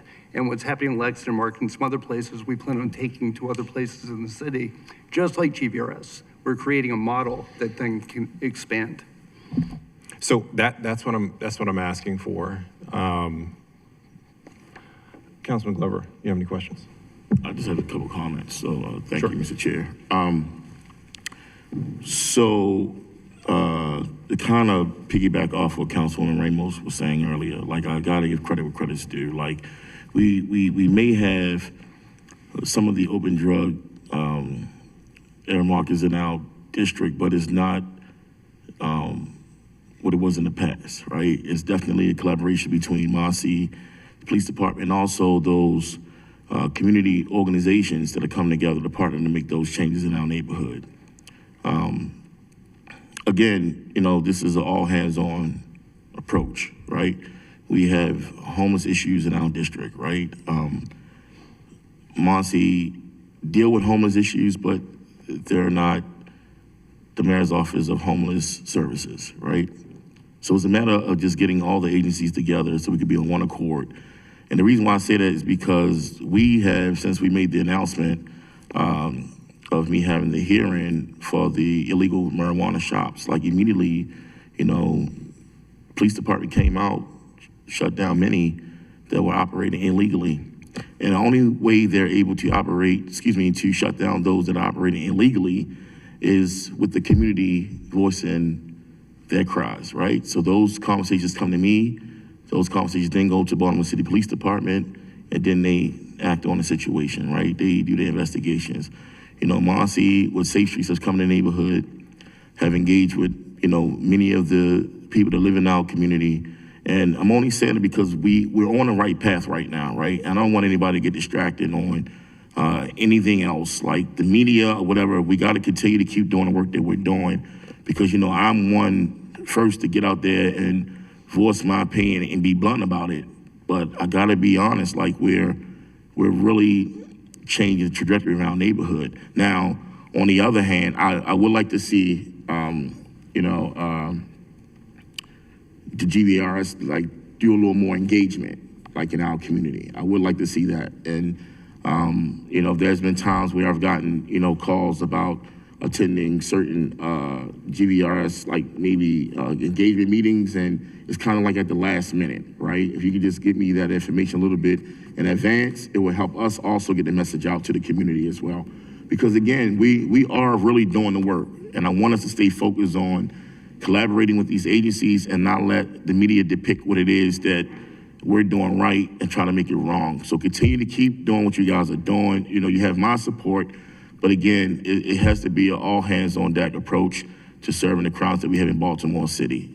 And I can clearly see, you know, Baltimore's getting back its charm. So we got to continue to keep doing the work that we're doing, stay focused, and continue to collaborate with our agencies. Thank you, Mr. Chair. Thank you, I think Terrence did you want to say something, sir? I'm sorry. Just consider it done. Consider it done. Okay, okay. Reach out to me. You've got my number. Okay. Yeah, thank you, Councilman. I think the piece here, once again, and I agree, we have made incredible progress. And before you came in, Councilman, I lauded the work of the folks in this room. We've lowest crime rates across the board, except burglaries in like 2 districts, across the board, on record. Amazing work. We're doing amazing work. And people are still asking us for more. And they're not wrong to ask for that. These are individuals, these are people, as Councilman Gray alluded to earlier. People are counting on us to solve problems. We have solved a lot of them. We still have a lot more in front of us. That doesn't mean that we've done anything wrong. That just means the work's not done. That's all. So please don't take me pressing on this issue as anything less than I'm asking for better. That's all. And you've been killing it.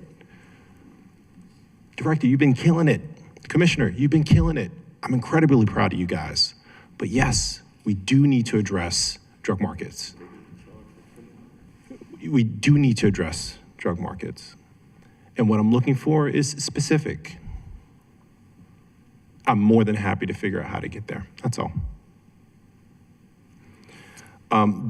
My other question, I wanted to ask about changing gears, consent decree compliance, and what we might expect.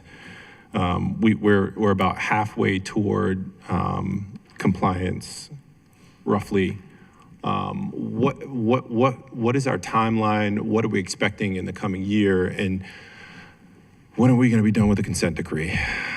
If you could turn on the mic. Sure. So again, Chief Sullivan over compliance at BPD. We don't determine when we're done. It's the court and the monitoring team. And so we've been pushing the monitoring team to do more assessments, do them more efficiently, do them faster, so that if there is something else that we need to do, we have a clear set of objectives and a deadline. So as you saw from one of those other slides, they're about to complete 4 this year. Just within like the first 4 or 5 months of the first 4 or 5 months of next year, they should have another 5 or so. So we've been working really hard. You know, when they ask for data, we try to give it right away. I mean, some of these assessments are, I don't know if anyone read the use of force assessment, but it's about 150 pages, right? They're a little bit difficult to digest, and it's even hard for us sometimes to figure out, okay, what are the next steps here? But we've been working really hard. I can't give you a determination because I don't know. It's not up to BPD. The court has to review every single one. We have to argue for it in court, and then they make a determination. What kind of outstanding things do we still have to implement? So, BPD, in BPD's opinion, we think that we're pretty much there. It's now just the monitoring team catching up and doing those assessments. So, for example, that use of force assessment, it looked at data from 2020 to 2023, which included cases that even occurred in 2019. So it's a look back, and we're looking forward, right? Internally, we have a ton of assessments ourselves, audits and inspections, so we know where we are right now. But it's not, right? The court has to use the monitoring team and their assessments to do it. But the next use of force assessment, we're already working on that methodology because, like I said, we feel that we're in compliance right now. But that recent assessment looked at older data. Got it. Okay. Any other questions? Councilman Gray. Just a quick statement, and not to keep poking a a piece of steak that is well done. But when we talk about the open air drug market, I understand your vigor and your approach and your wanting to solve this, Chair. But I also want to make sure, just for public record, that this isn't a 5-year issue. This has been an issue. I am 39. As long as I remember, there have been open air drug markets. I grew up playing around one on North and Long and Poplar Grove and Westwood, and there are remnants of those still there. And so I do understand that we have to solve it, but I also wanted us to also put in perspective that this has been an issue that has not just come about for the last 6 or 7 years. And the reason why we see these open air drug markets is a part of the reason why I always want to make sure that people know about the work that Monty does, and it's that holistic approach. It's making sure that people are whole. If I have my own saying, if I can't eat, I'm going to eat. And for people in Baltimore, you know exactly what that means. If you don't know, that means you're not from here, or you're not from a lot of the inner cities in around this country. And so people are going to find a way to feed their families, and we can sit there and judge how they do it. But when we don't have systems in place to make sure that families are whole, to make sure that people are stable, to make sure that people have the resources and the guidance that's needed, we'll always have some sort of a criminal element and a reason for someone to stand on a corner to sell drugs, or a reason for a 13 or 14-year-old to forego education to feed their family, to stand outside and be harassed or be an aggressor as a squeegee kid. And so a lot of these things that we frown upon or we want a quick fix to, I always want us to highlight and realize that these are systemic problems that start from the lack of resources and the lack of having. And so I just wanted to just get that out as we continue to talk about something that needs to be addressed, but also realizing that it has been an issue as long as I can remember, and there's a reason that it's been an issue.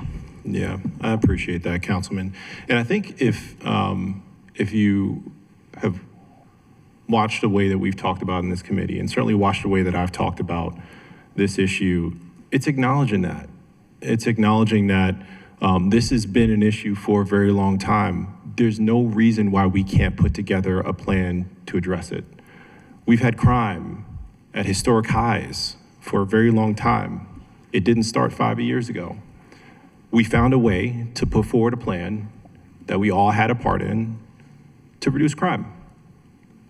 I think it's very reasonable for us to endeavor upon improving one of these major issues in our city. And as people come to us, they don't come to us so that we can tell them, oh, this has always been a problem. They come to us because they want us to try to solve it.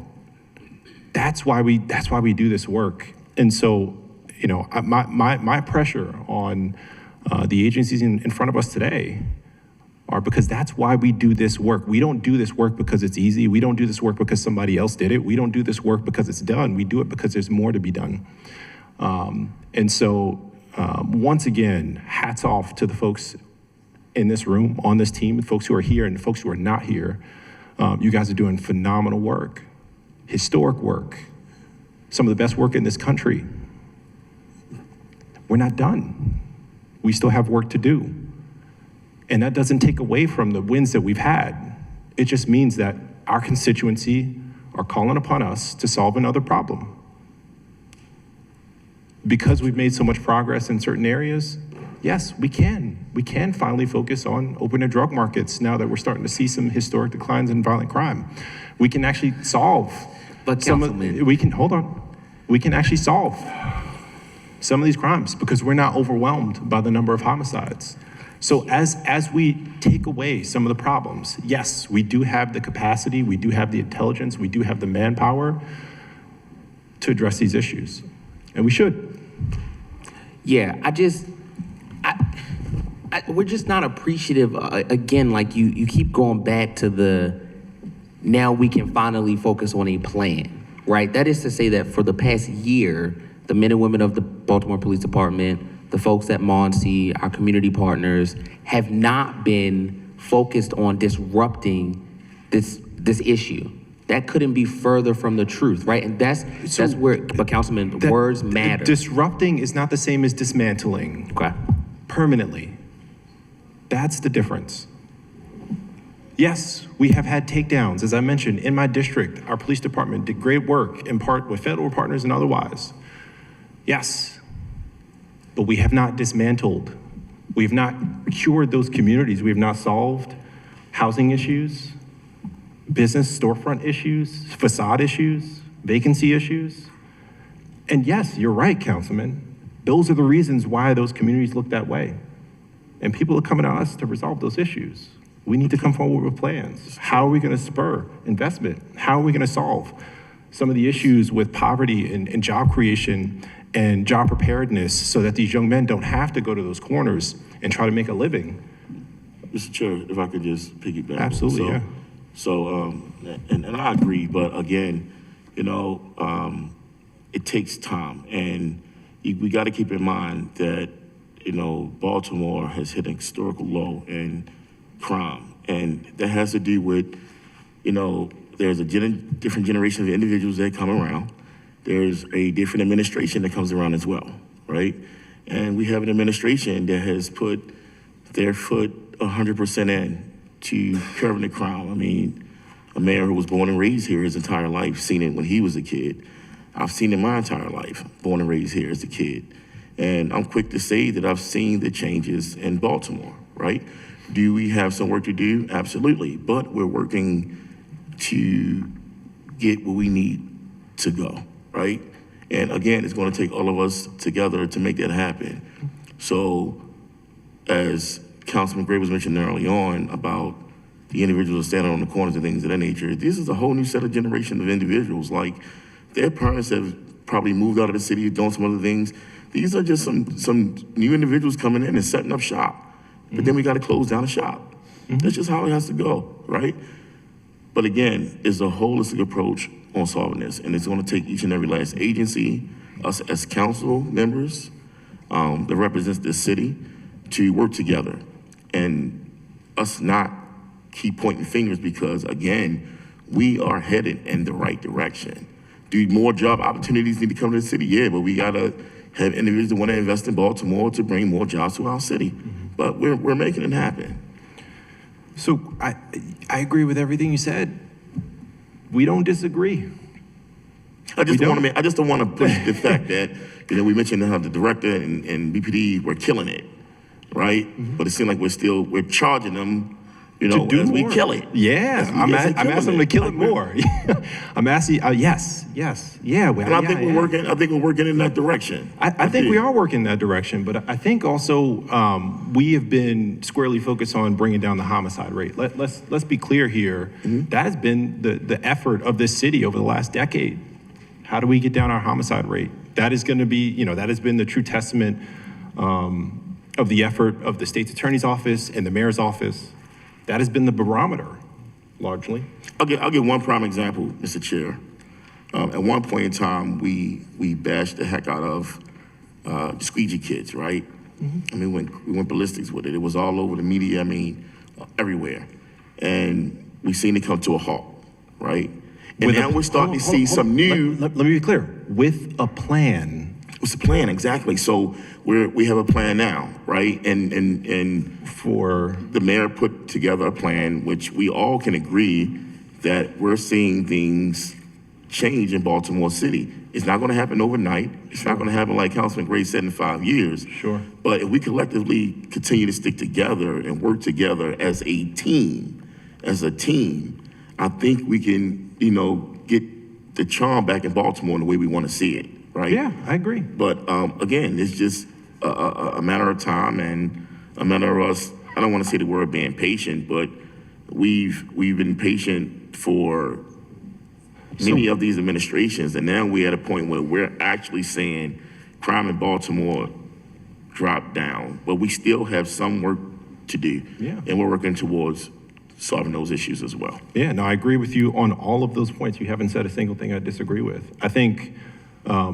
what I think is the onus of this committee is to press upon the issue. I mean, folks expect us to figure it out. They expect us to have answers. And when people come to me and say, we have a violence prevention plan and we have, GVRS, and, someone says like, what are you doing about the guys on my corner? And it's like, we have a violence prevention plan and we have GVRS. And those can somewhat cover in some instances where those young boys on the corner are violent. Then it becomes a priority. And we've talked about this in that committee, in our committee. It's when they become violent or they are tied to violent groups that we focus on those young men. But if they're not violent, we don't actually often target that issue. And sometimes, and to the point, we want a holistic approach. Chair. Hold on, I'll finish my thought and then I'll come to you, Erin. We want a holistic approach. So then what do we need to do to support those young men? That's the holistic approach. I'm asking for that. What do we need to do to support that community? I'm asking for that. No, so Chair, I hear you. And I would say that there is. So I know for myself, on behalf of the commissioner and his agency, so there is a level of accountability for not only district commanders, but district level officers who are post officers in areas where there are open air drug markets. And I have taken strikes for my stance on what I expect from a patrol officer, what I expect from a sergeant and a lieutenant or a DAT and operations officer, what I expect from GVRS personnel. I do have high expectations. And I've learned that accountability is not comfortable for some people. And I'm okay with that, right? I have a team around me who are pushing my mantra down to their personnel. I will say that the stats have showed, other than I believe the Eastern District with misdemeanor CDS arrests, every district is up in felony and misdemeanor arrests. Misdemeanor arrest does not mean violence. It means somebody possibly in possession, right? Paraphernalia, whatever. I will say since the last council hearing in September, there have been 228 felony CDS arrests since we had the last hearing when you brought it up. We have had 170 misdemeanor arrests since you brought it up. We have had 42 citations in reference to narcotics violations because there is a focus on it. So when you see the citations, that is a misdemeanor arrest, part of a problem, part of a solution to address the open air drug markets. I get it. I think to the councilperson's point is true, being an East Side guy, a lot of the corners that were problematic when I was growing up are still problematic. They're still in the back of the minds of individuals of this corner has always been that. And even though there have been indictments over the years, there's always somebody willing to say this corner is a prime area for it because of whatever reason. I think we all know when it comes to substance abuse and we're dealing with the dysfunctions and the disorder, we're talking physiological, psychological issues, and then that goes into, there is no risk calculation for an individual who is going through those things. So with the partners that we have, Health Department, Monty, and others, that's how we have to address it holistically. You talked about it, and I agree. I think it's, and I hate to say it like this, but I think you know what I mean, and it goes to Councilman Glover's point, or Councilman Gray's point if you're from Baltimore. This is bigger than Nino Brown. Right? And if you're looking at BPD to be Nino Brown, it's not going to be Nino Brown. Right? Because there's an issue sometimes with education failing our kids that if they're not reading at grade level in third grade, they're destined to a pathway. Right? We're talking about jobs and job treatment and job readiness, and not only giving them a job, but having them being able to sustain that job, because that job means showing up on time and being professional and all the things that come with it. And then it's housing and it's trauma and it's a lot going on. So I get your point. I agree. It's a lot going on, but to say that we don't have something, we do have something. So, but my point here is put that in one place. Let everybody know what the plan is so that we all know what we're doing to address an area, to address an issue.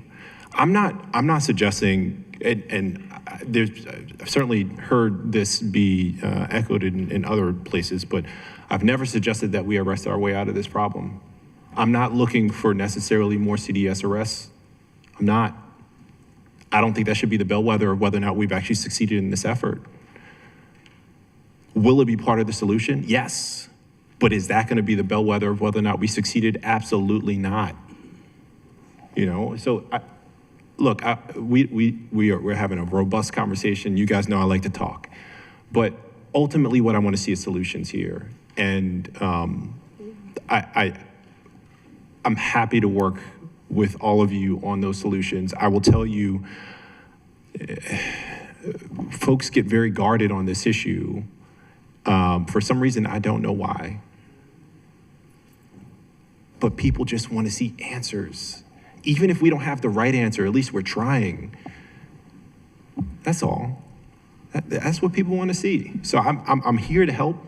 I'm here to help figure it out. If I need to refine my ask, if I need to sit down with the mayor over crab cakes. Yeah, thank you, Councilman. I think I'm that happy we to will. do that. Absolutely. So let's make a follow-up, Tylor, if we can. If the mayor is happy to have me, I'm more than happy to do it with the mayor. If it means the people in this room to have an offline conversation, I would love to do that. I have some thoughts, and I will share those thoughts again. Okay. Absolutely. Yeah, I'll reach out. You can either send it as a committee request or I have it. I'll reach out and we'll get a meeting set up. Councilman. Just one aside, I would also just suggest the next time we have this hearing, that we have everybody here. Not just BPD, not SAO's office, not MONSE, but Health Department, DJS, DSS, housing. If you are looking for a all hands-on approach, I think it would also be incumbent upon you to call all players to the game, have everyone sit here, and that way we can sit here. And if you feel like the mayor's office or anyone else needs to step it up more, right? Then we can have those people here, and we can ask for those people to be here. But I think in just listening to everybody just go around and around, like we're all agreeing, I think what some of the pushback you may be receiving is just like the same way that before we called the police for everything.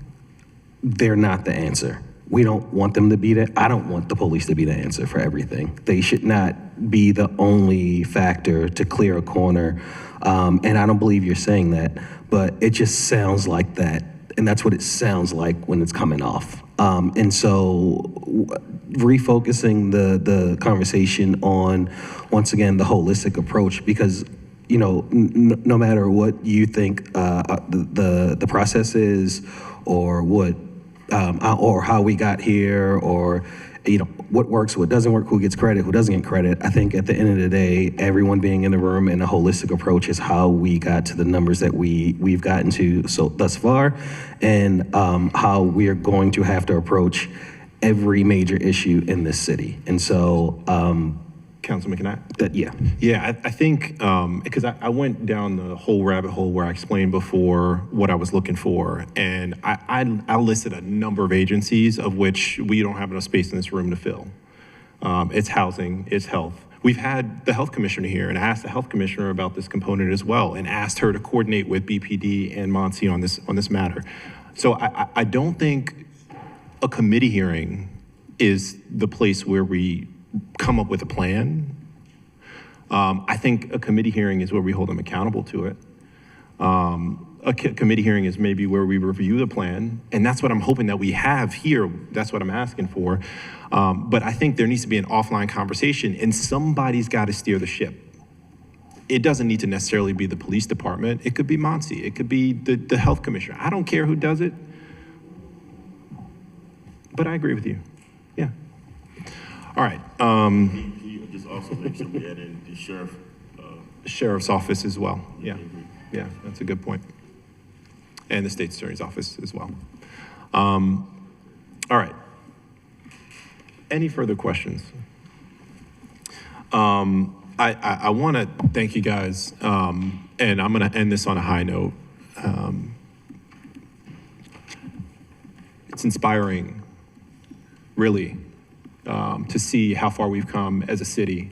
I mean, you guys, I'm proud to work alongside you. I'm proud to, you know, with my colleagues on this committee, continue to perfect our effort towards reducing crime in our city. And it's conversations, I think, exactly like this that help get us there. And I know you guys come to this work every day, taking your work incredibly serious, realizing how sometimes it can be pretty tenuous in the media and in politics and all that good stuff. I get it. I'm living it too.